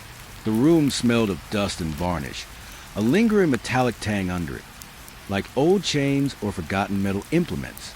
The walls were lined with chairs and desks, some bolted down, some overturned, as if in a struggle long ago. I stepped inside cautiously. The floorboards creaked beneath my weight, and the faintest vibration hummed through the air, almost like a heartbeat. I noticed immediately that the room was not just abandoned. It was preserved in fragments. On the desks, there were notebooks, open and yellowed, some with pages folded or torn, messages scribbled in a mix of handwriting and frantic scrawl. There were lists of rules, punishments, and names, all written in the careful, tense script of someone trying to survive. Some pages described punishments that made no sense, cruel exercises with no explanation, leaving a sense of dread that clung to the words like a shadow. As I stepped further into the room, I realized the door had closed behind me. I hadn't pushed it. It wasn't locked. It simply was shut. A shiver ran down my spine. The space felt smaller suddenly, more confined. I could feel the presence of those who had once occupied it, or perhaps had never left. The shadows in the corner seemed thicker, curling toward me, patient and deliberate. A chair rattled softly. I froze. My eyes darted to the source, but no one was there. Just the desks, the scattered papers, the faint hum of the building settling. I tried to convince myself that it was nothing, a draft, an old hinge, my imagination. But the sense of awareness pressed against me, unrelenting, watching. I moved cautiously to a desk in the center, brushing my fingers over the pages. A notebook lay open, detailing punishments so strange and meticulous they were almost ritualistic. Students had been made to sit, write, repeat phrases, endure long periods of silence, and sometimes worse. The handwriting became frantic toward the end, almost indecipherable. The words carried fear, despair, and something else, a warning. Do not leave. Do not look. We are always here. I swallowed hard. The air felt heavier, charged. My pulse raced, but I tried to steady myself. Rational thought whispered that I was imagining it, that the abandoned school was playing tricks on my mind, twisting silence into threat. But the room didn't feel empty. It felt patient, aware, pressing against my senses, as if it had been waiting decades for someone to arrive. A faint scratching echoed across the floor. I turned sharply, heart hammering. Shadows shifted at the edges of the room, shapes bending, twisting, almost imperceptibly. The desk seemed to lean toward me, the chairs tilting slightly, as if the room itself was alive, observing, evaluating. I tried the door. Locked, not physically, but somehow impossibly it wouldn't budge. My chest tightened. I could feel the space shrinking, pressing around me, the walls leaning closer. The notebooks whispered, faint lines forming letters, words, sentences that my eyes couldn't focus on fully, just fragmented warning. Never leave alone. They are behind you. They are waiting. Panic rose, but my legs refused to move. I was trapped not by locks, but by the awareness pressing down from every surface, every shadow, every page. I stumbled back, knocking over a chair. The sound reverberated through the room, and for a heartbeat, the shadows recoiled. Then they settled again, patient, deliberate, closer. I felt it then, not a presence in front, but behind, something pressing at my spine, patient, waiting for my gaze to falter. I spun but saw nothing. The desks, the chairs, the scattered pages. Everything was still, and yet the feeling persisted, crawling over my skin, curling around my thoughts. I sank to the floor, heart hammering, hands over my face. The whispers grew, faint and insistent, almost forming words I couldn't comprehend. I realized I had been wrong all along. This room wasn't abandoned. It was preserved, yes, but also aware, alive in memory and spirit, patient and waiting. And I was not supposed to leave. Minutes or hours passed. I couldn't tell. Every second stretched, thick with the scent of old paper, varnish, and something iron-like. I felt the gaze pressing from every shadow, every surface, even the ceiling above me. The notebooks and chairs and desks were all watching. I could feel in my bones. When I finally forced myself to the door, it still wouldn't open easily. I pulled, shoved, pounded. The room seemed to resist, patient, deliberate, aware of every movement. And then, with a sudden quiet click, the door gave way.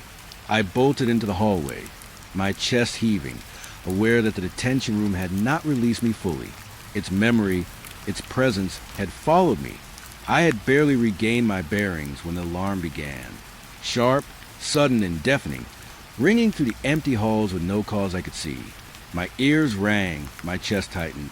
I dropped to my knees instinctively, hands over my head, and looked around. The hallways were empty, silent aside from the blaring alarm. Yet the echo made it feel like the sound had a weight, pressing at me, heavy and insistent.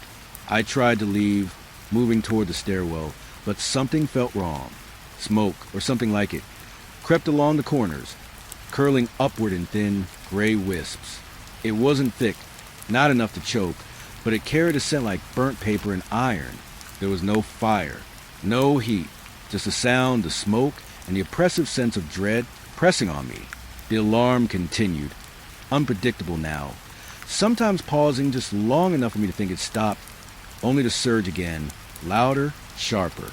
My pulse raced, each step echoing against the tiled floors. Shadows twisted in the corners of my vision, stretching and bending unnaturally. I tried to focus, to convince myself it was a building, old wiring, a malfunction. But the air felt wrong, heavy, deliberate, almost alive. I stumbled into a classroom, hoping for safety, but the smoke followed, curling along the walls as if it had intent. The alarm echoed within, bouncing off the blackboards and desks. I pressed my hands to my ears, crouched low, trying to block it out, trying to make sense of it. Every instinct screamed that this was no accident, that I was being watched, herded, led. The shadows seemed to converge, moving with the sound, creeping toward me in rhythm with the alarm. I wanted to scream, but no sound came out beyond the ringing in my head. I could feel the smoke brushing against my skin, the cold and the scent making my stomach churn. The air was alive with tension, each movement deliberate, calculated. I bolted from the room, down the hallway, past doors I didn't remember opening, corners stretching unnaturally. The alarm pulsed in waves, and every time it surged, I could swear the shadows leaned closer, pressing into me from every side. Panic clawed at my chest, yet rational thought tried to assert itself. No fire, no people, just me. But even as I repeated it silently, I could feel the weight of something unseen guiding the chaos around me, herding me into corridors that seemed longer than before. I turned a corner sharply and almost collided with a wall. Smoke curled around my ankles now, whispering across the floor. I glanced back, nothing visible, but the sense of presence was undeniable. Every instinct screamed at me to keep moving, to find safety, to escape. But the school itself seemed alive, aware, patient, pressing shadows and sound against me like a trap I could not see. I made it to the stairwell, hoping to climb to the exit, but the smoke thickened in the corners, curling upward like fingers. The alarm reached a crescendo, almost shouting, and I realized that it was not just sound. It was a force, pressing, commanding, shaping my path through the building. I shivered violently, every hair on my arm standing on end. Finally, I reached the ground floor. The front doors were just ahead. I ran, pushing at them, but they resisted, not physically. Something else, patient, deliberate, aware. A final surge of the alarm echoed through the school, and I stumbled inside the vestibule, heart pounding, lungs burning. And then silence returned, heavy and absolute, leaving only the scent of smoke and the oppressive weight of presence in the air. I thought I was safe once I reached the main hall, but the bell rang, one single, final bell, clear and sharp, cutting through the silence. It wasn't noon, it wasn't the start of a period. It was impossible, but it echoed through the empty halls, as if the school itself had struck it. The shadows moved then, converging slowly, imperceptibly at first, then faster, heavier, pressing against every edge of my vision. I realized with a sinking certainty that they had been waiting for this moment. The building's awareness, patient and deliberate, now focused entirely on me. I tried to run, to escape the main corridor, but the shadows shifted, flowing like liquid, pooling at the corners, stretching across the floor. Every doorway I approached seemed farther away than before, walls bending subtly, hallways lengthening. My chest tightened.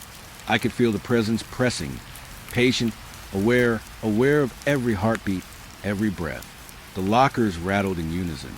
Chairs scraped across floors I hadn't touched.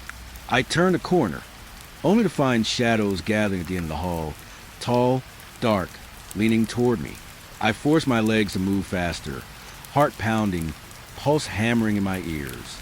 Yet the shadows were always ahead, patient, deliberate, waiting. I glanced at the windows. The light from outside distorted, warped, as if the world itself had shifted. Every reflection I caught showed me a fraction too late. Shadows moving in ways my body couldn't match. I felt my mind fray at the edges, the long hours, the fear, the relentless presence pressing at me, testing, shaping, guiding. I reached the gym doors, but the figure I had seen before stood in the doorway. Not solid, not human, yet unmistakable. I could feel it studying me, mirroring my panic, aware of every motion. The final bell rang again, just once, echoing across the empty halls, and it felt like a signal, like permission granted to the shadows to converge. I turned to run down the nearest hallway, but shadows surged from every direction, pooling, stretching, pressing against walls, doors, floors. The air was thick, heavy, filled with a cold that seemed alive. Every instinct screamed to flee, yet my body moved as if through water, slow, resistant. I stumbled into a classroom, doors slamming behind me. The shadows followed, curling around corners, slipping through cracks, patient and aware. The final bell's echo seemed to vibrate through the walls, through the floor, vibrating in my chest. I pressed myself to the wall, hands trembling, trying to make myself invisible, hoping the presence would pass. But it didn't. The shadows filled the room, converging, stretching, pressing closer. I could see fragments of faces, memories, echoes of students and staff long gone, all twisted, all aware. The building was alive, patient, deliberate, and now had me. I sank to the floor, chest heaving, heart hammering, aware that the final bell had signaled the culmination of decades of memory and presence. I had trespassed too far, seen too much, and now the school, patient and aware, was claiming me, folding shadows and echoes into one relentless, oppressive weight. The bell tolled one last time, fading slowly into silence. And in that silence, I knew I would never truly leave. The shadows, the presence, the weight of history, they had converged. And I was trapped alone, but not alone, aware of every gaze, every whisper, every memory pressing against me, patient, deliberate, eternal. The road leading to the school was little more than a dirt track, choked with weeds and lined by trees that leaned toward one another like conspirators. I had been driving for hours, chasing the fading light, my headlights catching glimpses of broken fences and overgrown fields. The school appeared suddenly, a squat building half swallowed by the shadows of evening, and for a moment I thought it was abandoned only in my imagination. I parked a short distance away, the engine ticking as it cooled, and stepped onto the soft dirt. The air was heavy with the scent of damp grass and decaying leaves. Every step toward the building seemed louder than it should be. The wind whispered through the trees, carrying faint, almost inaudible creaks, the language of something old and patient. I told myself it was nothing, just the wind, just the settling of the earth.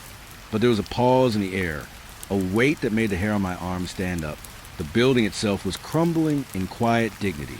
The brickwork had been scarred by weather and time, ivy crawling up one corner like frozen fingers reaching for the roof. Windows were cracked or missing entirely, some boarded up, others revealing dark, cavernous classrooms beyond. The doors sagged on their hinges, yet there was a strange invitation in their decay, as if the school itself had been waiting for someone to arrive. I hesitated at the threshold, hand on the warped wooden door. It was cool to the touch, the metal handle rusted but smooth in patches where countless fingers had once turned it. I inhaled slowly, trying to steady my pulse, and pushed it open. The smell of old wood and dust rolled out to greet me, mixed with a faint, indefinable scent that was almost sweet, almost welcoming. Inside, the school was silent, yet it didn't feel empty. The floorboards groaned softly under my weight, and every sound seemed amplified, bouncing off the high ceilings and echoing through the halls. The main corridor stretched before me, lined with lockers and faded murals, paint peeling and plaster cracking in gentle arcs. The setting sun poured through the windows, painting golden strips across the floor, casting long shadows that seemed to stretch and bend with the rhythm of the light. I stepped carefully, my eyes scanning the walls, the ceiling, the floor. Lockers were dented and scratched, doors hanging crooked or ajar. Some were still full, textbooks, notebooks, coats, lunchboxes. Remnants of lives paused in an instant. I found myself peering into one, tracing the edge of a notebook with a trembling finger. A photograph slipped from its pages, yellow with age. A group of students smiling at some long-forgotten moment. Their eyes seemed to follow me, and I pulled back, startled, heart-hammering. The air was heavy, charged with the weight of absence. Every step I took seemed to stir memories I could not name, as though the school itself remembered, and I was intruding on its private history. Classrooms lined the hallway on either side, doors hanging ajar, blackboards still marked with lessons and scribbles. Some had fallen into darkness, but others were bathed in the last light of dusk, and I was drawn to them, compelled to see what had been left behind. I wandered into one room. Dust motes danced in the fading sunlight, caught in a single shaft of light that illuminated desks frozen in mid-use. Papers were scattered across the floor, and I could almost hear the faint echoes of voices, long gone, laughter that had been absorbed into the walls and floors. My chest tightened. I told myself it was only memory, only imagination, yet the feeling persisted, as though the room itself was aware of me, watching, waiting. Another classroom revealed more. The chalkboard still bore the day's lesson, frozen in chalk dust, words half erased but still legible. I brushed my fingers lightly over the surface. The chalk was brittle, yet it left a faint powder on my skin. I imagined the teacher writing these words decades ago, stepping back to admire the neat rows of letters. The thought made my stomach twist. Time had paused here, yet somehow it was still present, palpable, pressing against me in silence. I moved deeper into the school, each step taking me further from the sun and further into shadow. The main hall narrowed into corridors, corners dark and obscured, some doors hanging open into rooms I didn't dare enter. The air grew cooler, heavier, as if the walls themselves were inhaling, holding me in place with quiet insistence. I could feel it, the lingering presence of something patient, aware, a memory pressed into the very structure of the building. At the end of one corridor, I found a gym. Its doors were slightly ajar, and I pushed them open, the hinges groaning in protest. The gym smelled of mildew and old wood, the court lines faint beneath layers of dust. Equipment was scattered, abandoned in disarray. I took a step in, my footsteps echoing like gunshots in the empty room. Shadows stretched along the walls, and for a brief instant, I thought I saw a movement, an illusion. I told myself, yet it made my pulse spike. I retraced my steps, moving toward the cafeteria. The room was enormous, tables still arranged in rows, chairs appended or pulled askew, remnants of trays and forgotten lunches frozen in time. The setting sun glinted off the windows, catching on shards of broken glass, and I thought I heard whispers. Not voices, not words, just a faint susurration that raised goosebumps along my arms. I turned quickly, scanning the empty room. Nothing, only shadows, stretching across the floor, reaching for me in silence. I realized then that I had been walking for hours, or perhaps minutes. Time felt suspended, distorted. The school existed in its own rhythm, patient and deliberate. I was intruding on something older than memory, a space preserved in decay, yet alive in ways I could not comprehend. I found a window ledge and perched for a moment, gazing out at the field beyond. The sun had dipped lower, bleeding red and orange across the horizon. The trees whispered in the wind, and behind me, inside the school, I could feel the stillness pressing closer, thick and heavy. I reminded myself that I had chosen to come here. That curiosity had driven me through the weeds and dirt and broken fences. But the school had its own agency. It had waited for me. And now that I was inside, I understood that leaving would not be as simple as retracing my steps. The building exhaled quietly, an almost imperceptible shiver of awareness running through the floorboards beneath my feet. I didn't want to leave. Not yet. Despite the decay, the dust, the shadows pressing at my vision, there was something oddly welcoming here, as though the school itself recognized my presence and allowed me in, even as it observed, even as it waited. The corridors, the classrooms, the faint lingering sense of old meals and chalk dust, they all pulled me further in. As dusk bled into night, the first stars appearing in the sky beyond the cracked windows, I realized I was already part of the school's memory now, woven into its quiet, patient existence. The silence that greeted me when I first stepped inside was no longer empty. It was alive, filled with the weight of everything that had passed here and everything that had been preserved. And in that silence, I understood that the night would only make it all more alive. The door behind me, the route I had come, no longer seemed like an exit. The shadows, the dust, the echoes, they had claimed me, if only just as a visitor, as a witness. And I was drawn forward, deeper into the school, past the walls, past the corridors, into a place where the past and present seemed to meet, patient and deliberate, waiting for what I would do next. I took a deep breath, stepping further into the building. The air smelled heavier now, charged with memory, with presence. And even as darkness began to fold over the school, I felt, oddly, a sense of welcome, twisted and fragile, a feeling that perhaps I had found where I was meant to be, or perhaps where I would be trapped. I did not know yet which. The playground was outside the main building, just beyond the cracked asphalt of the old basketball court. I hadn't planned to go there, at least not yet, but the fading light drew me toward it, as if the school itself was nudging me. The air smelled of damp earth, rotting leaves, and something faintly metallic, almost coppery.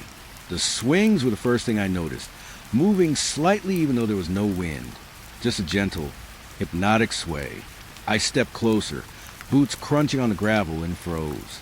The movement of the swings began to match the rhythm of my heartbeat.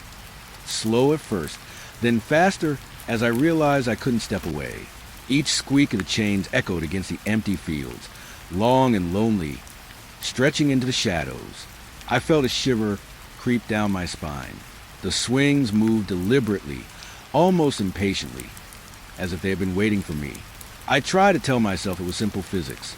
Old chains, uneven ground, some stray gust, but the motion was too precise. I stopped walking and the swing slowed. I moved again and they sped up. My pulse raced, and I could feel it in my chest, each beat hammering in sync with the rhythmic squeaks. The sensation made the air feel heavy, thick, almost pressing against me. The slide caught mine next. Its metal surface was dull with rust, and the ladder leaned slightly to one side. I approached cautiously, and the faint whisper of movement accompanied each step. A hollow creak, almost human, but impossible to place. I told myself it was nothing, just the boards and metal groaning. Yet I felt watched, not by someone in the shadows, but by the playground itself, alive in memory and waiting for me to notice. I sat on one of the swings, letting my feet dangle inches above the cracked asphalt. The chain squeaked as I moved slightly, and I realized that it wasn't me controlling it. The swing seemed to rock on its own, gentle at first, then faster, like it was matching the rhythm of my thoughts, not my hands. I gripped the chains tightly, trying to ground myself, trying to convince myself I was imagining it, but the sense of awareness pressed heavier with every passing second. A faint laugh reached my ears, or maybe a whisper. I spun my head around, scanning the perimeter of the playground. No one, only shadows stretching into the tree line, moving subtly, almost imperceptibly. My chest tightened. I could feel it again, the same presence I had sensed in the halls, patient, deliberate, waiting. It wasn't cruel, not yet, but it was aware, like a predator studying its prey. I noticed the sandbox next. The sand had shifted strangely, as if footprints had appeared and vanished, leaving no clear path. I knelt to examine it, fingers brushing over the surface. Indentations deepened as I touched them, like the sand remembered my presence and responded. I pulled back quickly, heart hammering. A faint giggle, or the memory of one, seemed to echo from the corner, from nowhere and everywhere at once. The seesaw caught my attention next. Its paint was flaking, metal rusted and rough. I tapped it lightly with my foot. It moved on its own, slowly at first, then faster, matching the beat of my pulse. Each squeak, each tilt, each subtle sound was amplified by the emptiness, bouncing off the asphalt, the fences, the trees. The playground felt alive, and I felt like I had walked into its heartbeat, inseparable and exposed. I stepped back from the swings and began walking the perimeter, my boots crunching over gravel and fallen leaves. Shadows lengthened as dusk deepened, stretching unnaturally, shifting with my gaze. A swing behind me creaked violently, and I spun. Nothing, just the empty swing, moving slightly impatiently. My chest tightened, and I realized I was holding my breath. My heart beat loud in my ears, matching the rhythm of the swings once again. I tried to focus on something rational. Rusted metal moves in the wind. Boards creak. Shadows stretch at sunset. But the sense of awareness pressed against me, patient and deliberate. Something in the playground knew I was here, knew how I moved, knew my heartbeat. I could feel in the vibrations under my boots, in the faint whisper of wind or memory, curling across the gravel. I noticed the tetherball pole next. The rope hung still, twisted, frayed, and the ball itself rested against the pole as if it had stopped mid-swing. I reached out to touch it, and the rope twitched, ever so slightly brushing my fingers. My hand recoiled, and I stumbled back, heart hammering. The playground seemed to exhale, shifting imperceptibly, acknowledging me, aware of my fear, patient and deliberate. I moved toward the fence, thinking about leaving, and the swings behind me accelerated, squeaking louder, faster. My pulse quickened, panic rising. I told myself I had to leave, that I couldn't stay here any longer, that the school and its playground were simply memories pressed into wood and metal. But the rhythm of the swings mirrored my heartbeat perfectly, and I realized that leaving wouldn't be simple. The playground demanded acknowledgement, demanded that I participate, even if only by being present. A gust of wind, or something like it, passed over me, and I saw shadows move beneath the slide, pulling against the supports. I froze. My mind tried to rationalize, tried to pin it on the dying light, but the awareness was undeniable. I could feel it pressing at the edges of my senses, patient and deliberate, almost expectant. I backed away slowly, eyes scanning every corner, every shadow, every inch of the playground. The swings continued their rhythmic motion, squeaking in unison with my heartbeat, a cadence I could not escape. My legs shook, my chest heaved, and I realized that the playground itself was alive in memory, in presence, in patience. It was waiting for me to understand, to feel, to acknowledge it, or perhaps to be claimed in some quiet way by its long-held memory. I finally reached the edge, where the grass met the gravel, and I took a deep breath. The swing slowed slightly as I stepped away, though they never stopped entirely. The shadowed trees and broken asphalt seemed to watch me leave, patient, deliberate, aware. I didn't look back, but I could feel their presence, lingering, pressing at me, knowing that I had entered their space and felt their heartbeat, matched it, feared it. The path back toward the school's main building was long and uneven, lit only by the last sliver of sun dipping behind the horizon. Every step carried the weight of memory, of presence, of something patient and deliberate. Even as I climbed the steps to the cracked threshold of the hallways, I could feel the swings behind me, still moving, still squeaking, still aware of me. I knew then that the playground wasn't just abandoned. It was waiting, waiting in rhythm, waiting in shadows and memory, in metal and wood and sand, waiting, patient and deliberate, for anyone foolish or brave enough to enter, and I was certain that I would never forget its heartbeat. The hallways felt longer than they had before. Shadows stretched and bent around corners, but I told myself it was just my imagination, just a fading light of dusk fading further into night. I stepped into a classroom, one that smelled faintly of chalk and dust, and my stomach turned when I noticed the desks. At first, they seemed normal, abandoned in the usual chaotic way. Scratches, graffiti, chipped wood, but then I saw it. Names, words, warnings, written in fresh-looking scrawl on the surfaces. They weren't deep carvings or old scratches. They had appeared since I stepped into the room. I blinked, leaned closer, and read the messages. One simple warning stood out: don't stay after dark. The handwriting was erratic, some letters jagged and desperate, others smooth and almost elegant. Some names I recognized vaguely, faded into memory like distant echoes, students who had attended here decades ago. Others were unfamiliar, and I felt a chill creep down my spine. Messages of fear, of urgency, of something left behind by someone or something still aware of the classroom. I ran my fingers lightly over one desk, and the ink smudged under my touch, as if the words themselves were alive. Another desk had a note carved into the wood: they watch, always. My chest tightened. I wanted to turn and leave, but the room felt compact, the air heavier, pressing against me with quiet insistence. I realized then that the warnings weren't meant for me alone. They were meant for anyone who dared linger in the school after dark. A sudden movement caught my eye. A pencil rolled slightly on the floor, though I had not touched it. I froze, heart hammering. I told myself it was a draft, a floorboard shift, anything. But it rolled again, deliberately, toward the center of the room, stopping at a desk that had a name scratched faintly into it: mine. I swallowed hard, feeling sweat prick at the back of my neck. The shadows in the corners of the room seemed to shift closer, curling along the walls, silent and patient.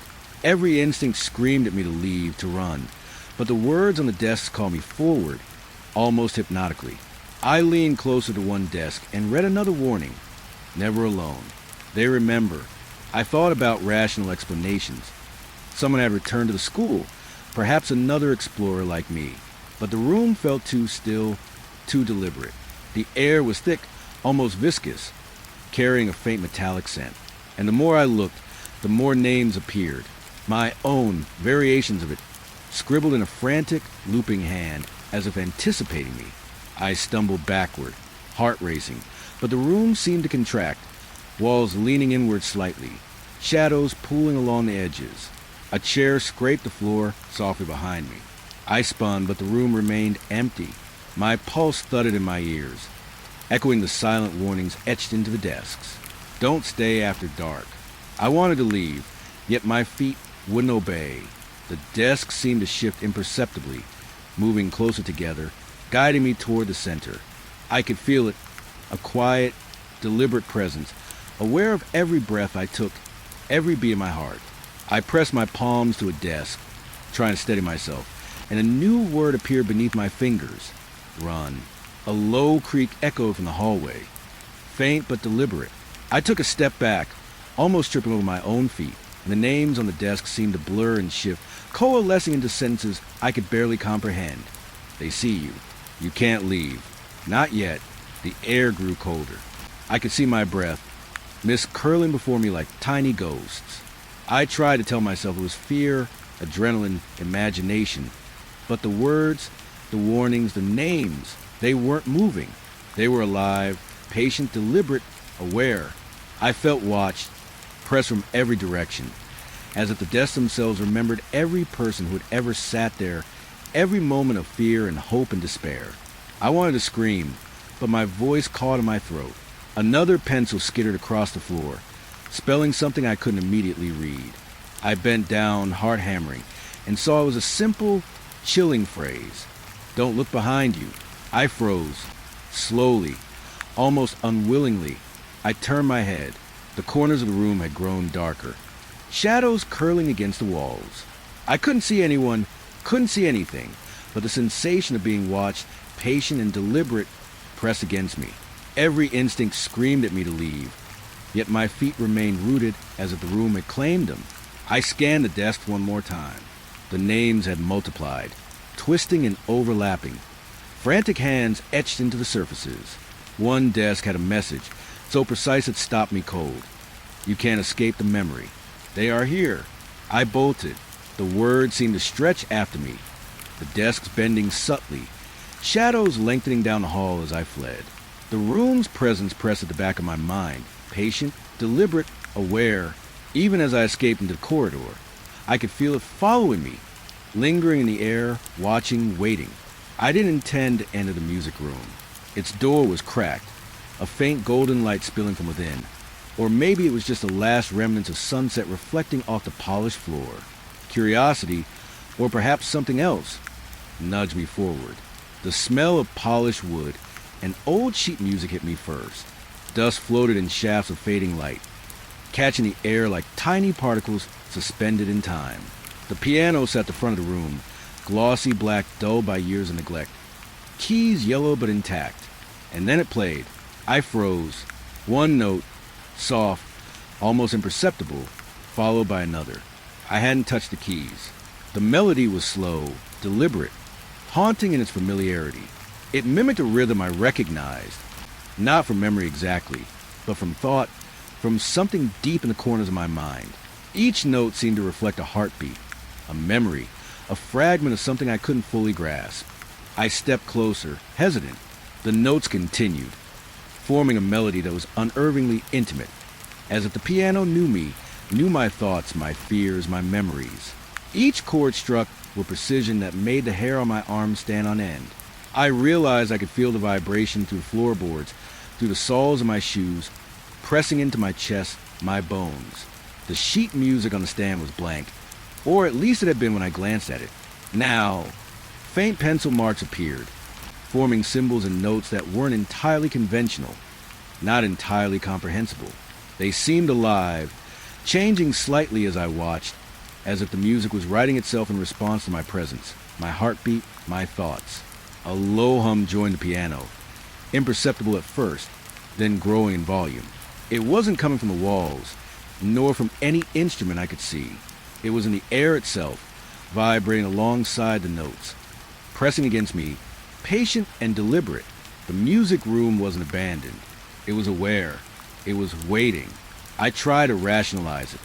An old player piano, a recording left behind, the wind, but the melody was too precise, too personal.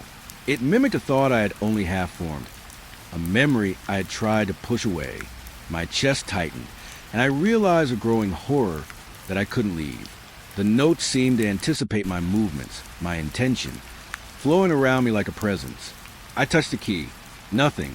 But the note that followed wasn't random. It matched the thought I had just had, unspoken, private. My pulse quickened. I backed away slowly, hands raised slightly, trying to leave, but the piano responded, the melody stretching longer, deeper, pressing into the corners of the room. I looked at the windows. Shadows pooled, thick and deliberate, but they didn't move toward me. They were part of the music, part of the awareness, observing, patient, deliberate. Every chord, every note, every vibration seemed to communicate. You are not alone. You are part of this now. The hum grew louder, almost insistent. I pressed myself against the door, trying to push it open. The piano's keys jumped, notes spilling out in a torrent that matched the rapid thumping of my pulse. My hand slipped, sliding over the doorframe, and I felt the vibration of the final chord surge through me, almost knocking me to my knees. Then silence. The room was still, but the presence lingered, patient, deliberate, aware. Dust swirled faintly in the fading light. The keys sat motionless, yet I knew it was only waiting, biding its time, aware of every heartbeat, every thought.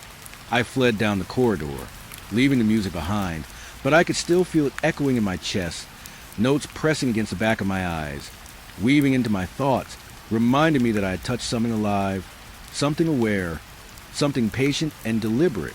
And even as I put distance between myself and the music room, I knew its melody would follow me, private and intimate, haunting, patient, inevitable. The gym smelled of dust, sweat, and old wood, though the sweat wasn't fresh. It was an echo, pressed into floors and bleachers like a memory refusing to fade. I had stepped inside, thinking it would be empty, silent, a room to breathe after the tension of the classrooms and the music room. But the moment I entered, the air seemed heavier, thicker, pressing against my chest with quiet insistence. My eyes drifted toward the far wall, where a large, grimy window stretched from floor to ceiling. The sun had dipped below the horizon, leaving the glass a dull gray, catching the faint light that lingered from the corridor.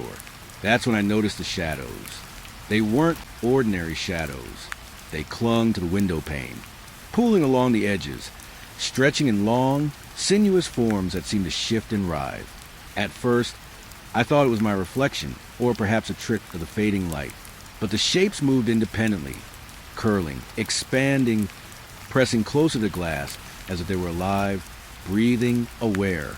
I approached cautiously, boots echoing on the polished floor. My heart thudded in my chest, loud enough that I was sure the shadows could hear it, could feel it. And then, instinctively, I knew they were watching me, not through the glass, not like someone on the other side, but in a way that was impossible to name. A gaze pressed against me, patient, deliberate, aware. I placed my hand against the cold glass, and the shadows recoiled slightly, like ripples in water, then pressed closer again, stretching toward me. Goosebumps prickled my skin. I pulled back, and the shape seemed to pause, waiting. I realized with a jolt that I couldn't leave the window behind. Every step I took in the gym felt dictated by their awareness.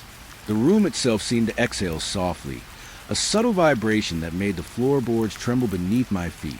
The bleachers creaked as I moved, though no one else was there.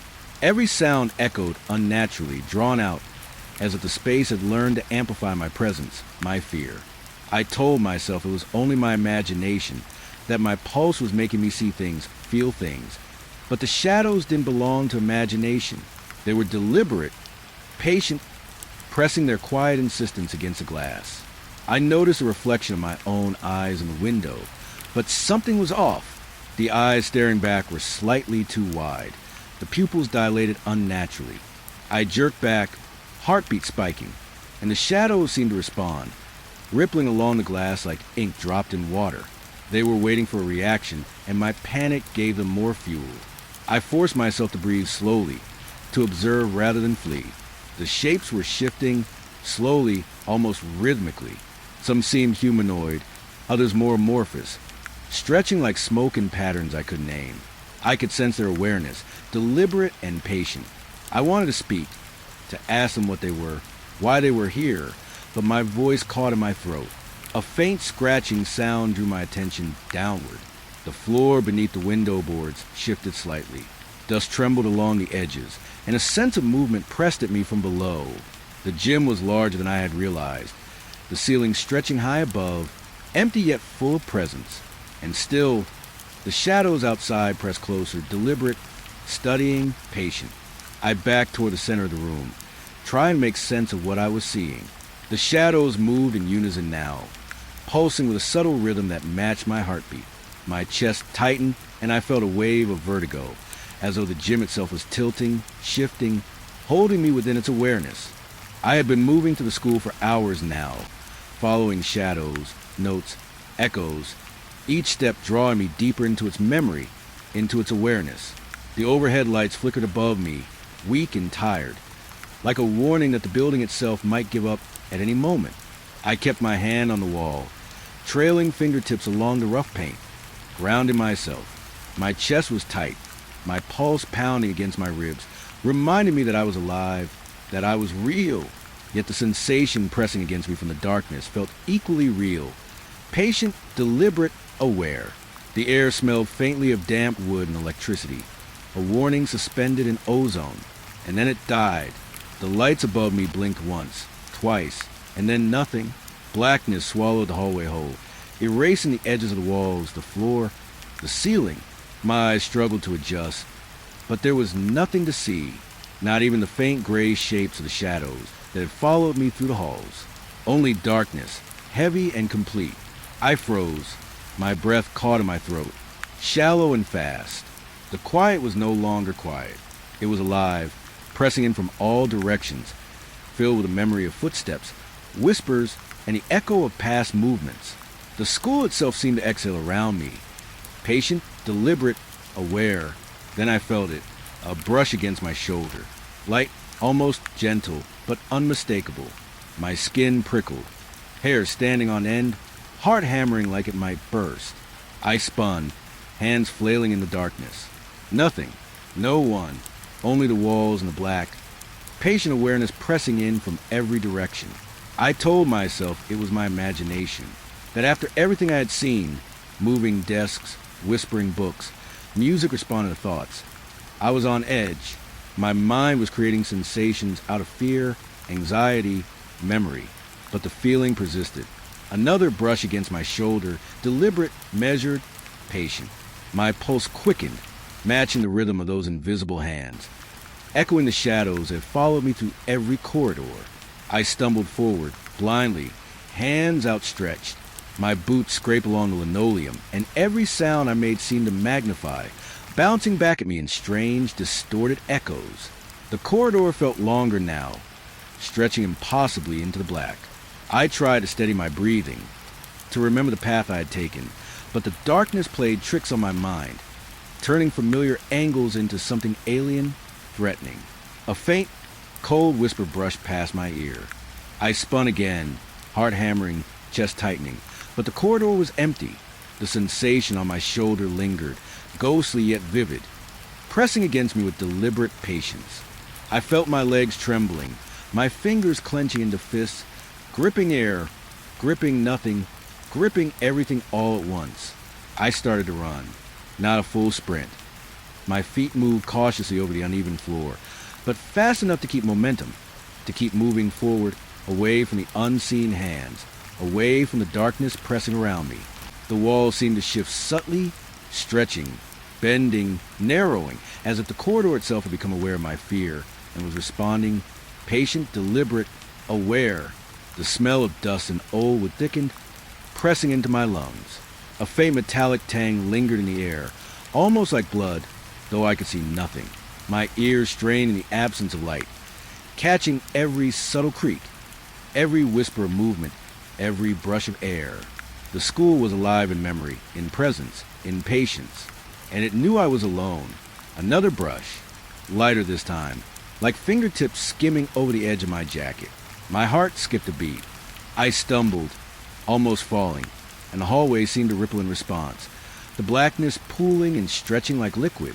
Panic surged, raw and sharp, and I wanted to scream, I wanted to call out, but my voice caught, swallowed by the darkness, absorbed by the patient.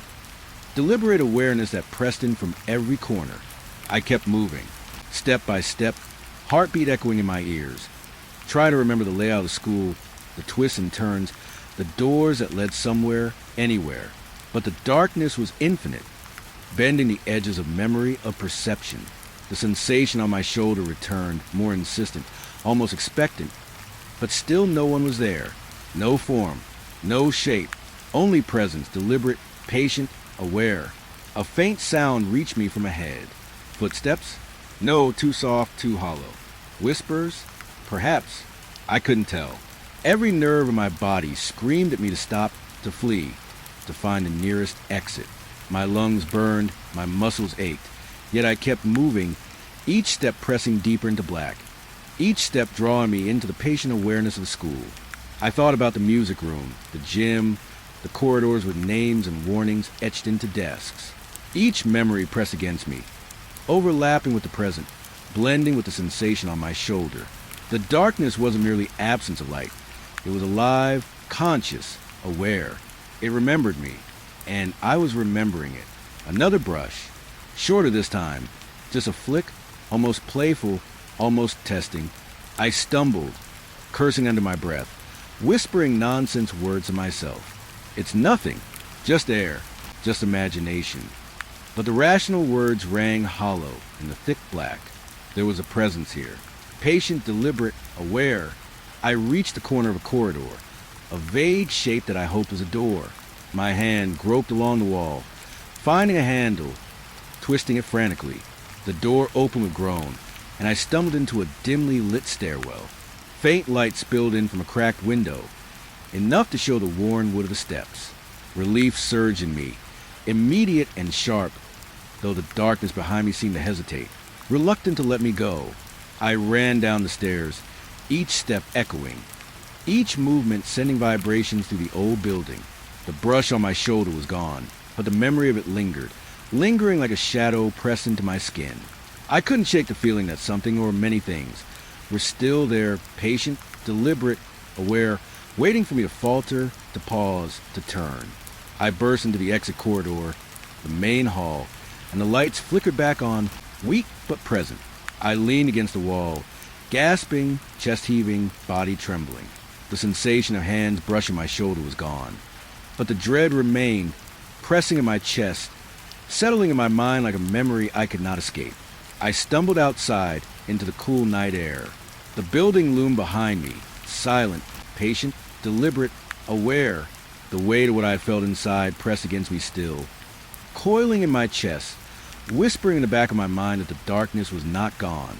It had followed me, just as it always had, through corridors, over desks, along floors, under ceilings, patient, deliberate, aware. I didn't look back. I couldn't. Yet even as I reached the edge of the overgrown schoolyard, even as I felt the night wind on my face, I knew the sensation lingered, threading through my bones, threading through memory, the darkness, the presence, the brush of hands against my shoulder. It would not leave me, not entirely. Even now, as I write this, my hands trembling, I feel at the edge of awareness, patient, deliberate, aware, waiting. The hallway smelled of damp concrete and rot, a heavier air than any part of the school I had been in so far. My flashlight trembled slightly in my hand, the weak beam cutting through the darkness, but doing little to comfort me. Every corner I passed seemed sharper, darker, as if the shadows were thicker here, more patient, more deliberate. I had been moving carefully, deliberately, aware of every sound, every shift of air. And then I saw it. A door I hadn't noticed before, tucked behind a sagging row of lockers, low to the ground, almost hidden in shadow. The handle was cold and rusty under my fingers, and a rotten smell wafted out from cracked beneath it, curling around my hand, pressing into my nose. It was the scent of decay, of something that had been sealed away for decades, yet still breathing, still alive. I hesitated, feeling a weight in my chest, a tightening in my stomach that screamed I should turn back. But something about the door called to me, quiet and insistent, patient and deliberate. I gripped the handle and slowly pulled. The hinges protested with a long, low creak that made the hair on my arms stand on end. A faint draft rose from the darkness beyond, carried with the smell of damp earth, rot, and something I couldn't name, something almost alive. The stairwell beyond the door descended into blackness, each step disappearing into shadow. I peered down, flashlight trembling, illuminating only the first few steps before the darkness swallowed everything. The stairs were wooden, old, and creaked under my weight as I cautiously placed my foot on the first one. Every movement seemed magnified in the heavy air, echoing faintly back to me in whispers and creaks that I couldn't distinguish from imagination. The building seemed aware of my presence, patient, deliberate, pressing its attention into every nerve. I told myself to be careful, to step lightly, but my heart raced, each beat loud in my ears. The air grew colder the further I descended, clinging to my skin, curling around my neck, pressing against my chest. A faint moisture hung in the darkness, clinging to my hair and clothes. Every step was deliberate, measured, aware. The staircase groaned under me, a low, echoing protest. But it wasn't the wood that concerned me. It was the sense that something waited below, patient, deliberate, aware. I reached the bottom, and the flashlight beam barely illuminated the basement. The walls were stone, slick with moisture, and the floor uneven, scattered with debris. The smell of rot was stronger now, more pungent, curling into my throat, pressing into my lungs. I swallowed hard, trying to steady myself. The shadows here were deeper, more solid, pressing against corners and walls, gathering in shapes that shifted just out of focus. I tried to rationalize, to tell myself that it was only the building, that the air, the darkness, the smell was all normal decay, but the shadows seemed deliberate, patient. They moved in patterns too precise, too aware to be random. I felt their gaze press against me, though no eyes were visible, no form defined. The basement itself was alive, or perhaps aware, and it had noticed me. A faint sound reached me, scraping, slow, deliberate, like nails against stone. I froze. My breath caught in my throat, shallow and fast. The sound wasn't far, yet I couldn't locate it. It seemed to come from every direction, from the corners, from the shadows themselves, pressing against the edges of perception. I took a careful step forward, flashlight trembling, illuminating a row of broken shelves, boxes of old papers and forgotten furniture. Another scrape, closer this time. My pulse hammered in my chest. I realized the sound was following me, or maybe I was following it. The darkness around me seemed to thicken, gathering in corners, forming shapes that hovered just at the edge of vision. I wanted to run, but the floor was uneven, and I had no idea where to go. The basement was a maze of stone and shadow, patient and deliberate, aware of my every movement. I moved slowly, trying to stay calm. The smell of rot grew stronger, pressing into my senses, almost tangible, almost alive. Every step echoed unnaturally, bouncing back at me in distorted patterns, carrying faint whispers I could not understand. The shadows shifted in response, subtle, deliberate movements that made the hairs on my neck stand on end. A sudden cold gust brushed past me, like breath against the back of my neck. I spun, flashlight trembling, but there was nothing, only the shadows, patient and deliberate, gathering in shapes that seemed aware of my presence. My hands shook, my chest tight. I realized with horror that I could feel them watching me from every corner, pressing into my mind, aware of every heartbeat, every thought. I pressed forward, almost crawling at times over debris-strewn floors. Boxes shifted slightly as I passed, faint whispers of movement in the darkness. I told myself it was only my imagination, that the air was settling, that the building itself groaned under years of decay, but the sense of awareness persisted. The basement itself, the shadows, the darkness, they were alive, patient, deliberate, watching, aware. I came to a corner, and the flashlight caught a faint glimmer of something metallic. I approached cautiously, stepping over broken wood, and realized it was a hatch in the floor. It was old, worn, and the edges were splintered. A faint scratching came from beneath it, slow and deliberate. My hand trembled as I reached for the handle. Every instinct screamed at me to turn back, to run, to escape. But I couldn't. Something compelled me, patient and deliberate, aware. I lifted the hatch slowly. A cold draft rose from the darkness below, carrying with it the pungent scent of rot, of earth, of something almost alive. The stairs beyond disappeared into blackness, so complete that the flashlight could not penetrate it. A shiver ran down my spine. I realized with clarity that whatever was below had been waiting for me, or for someone, for a long, long time. Patient, deliberate, aware. The first step was tentative, would groan beneath my weight. A low, echoing creak that reverberated through the basement. Each subsequent step was heavier, each one pressing the awareness of the space deeper into my mind. The darkness seemed to cling, pressing against my skin, curling around me, patient and deliberate. Every shadow pulled, stretched, and shifted in response to my presence. I tried to tell myself it was just a building, just decay, just memory, but the air smelled alive. The shadows moved deliberately, and the faint, low scratching beneath the hatch seemed to pulse in rhythm with my heartbeat. The basement had remembered me before I even arrived, and it would not forget me. I stopped midway down the stairs, heart hammering, hands gripping the railing. A sound, soft, almost like breathing, echoed from the darkness below. Not a human breath, not mine, something else. I felt its awareness press against me, patient, deliberate, aware. My stomach knotted, every instinct screaming to flee.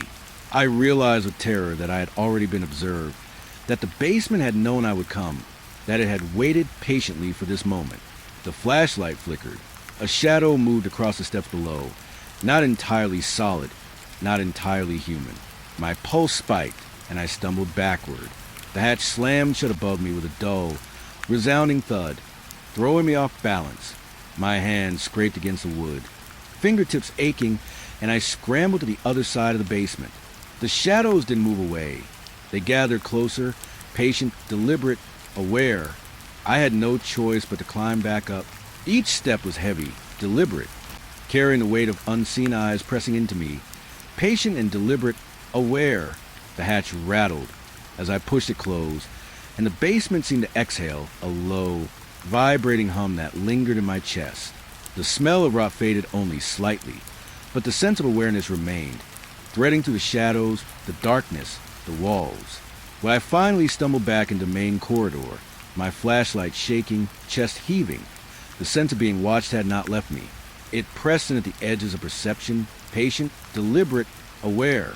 The basement door loomed behind me, silent, waiting, knowing, and I knew, with a certainty that chilled me my core, that it would remember me, that it would wait for me. Patient, deliberate, aware. I left the basement behind, but the dread lingered. Every shadow in the corridor, every whisper of air, every flicker of light reminded me of the darkness below. Patient and deliberate, aware of my presence. I didn't look back, but I could feel it, stretching beyond memory, threading into my mind, waiting for the moment when I might return, or when it might reach beyond the hatch and into my life.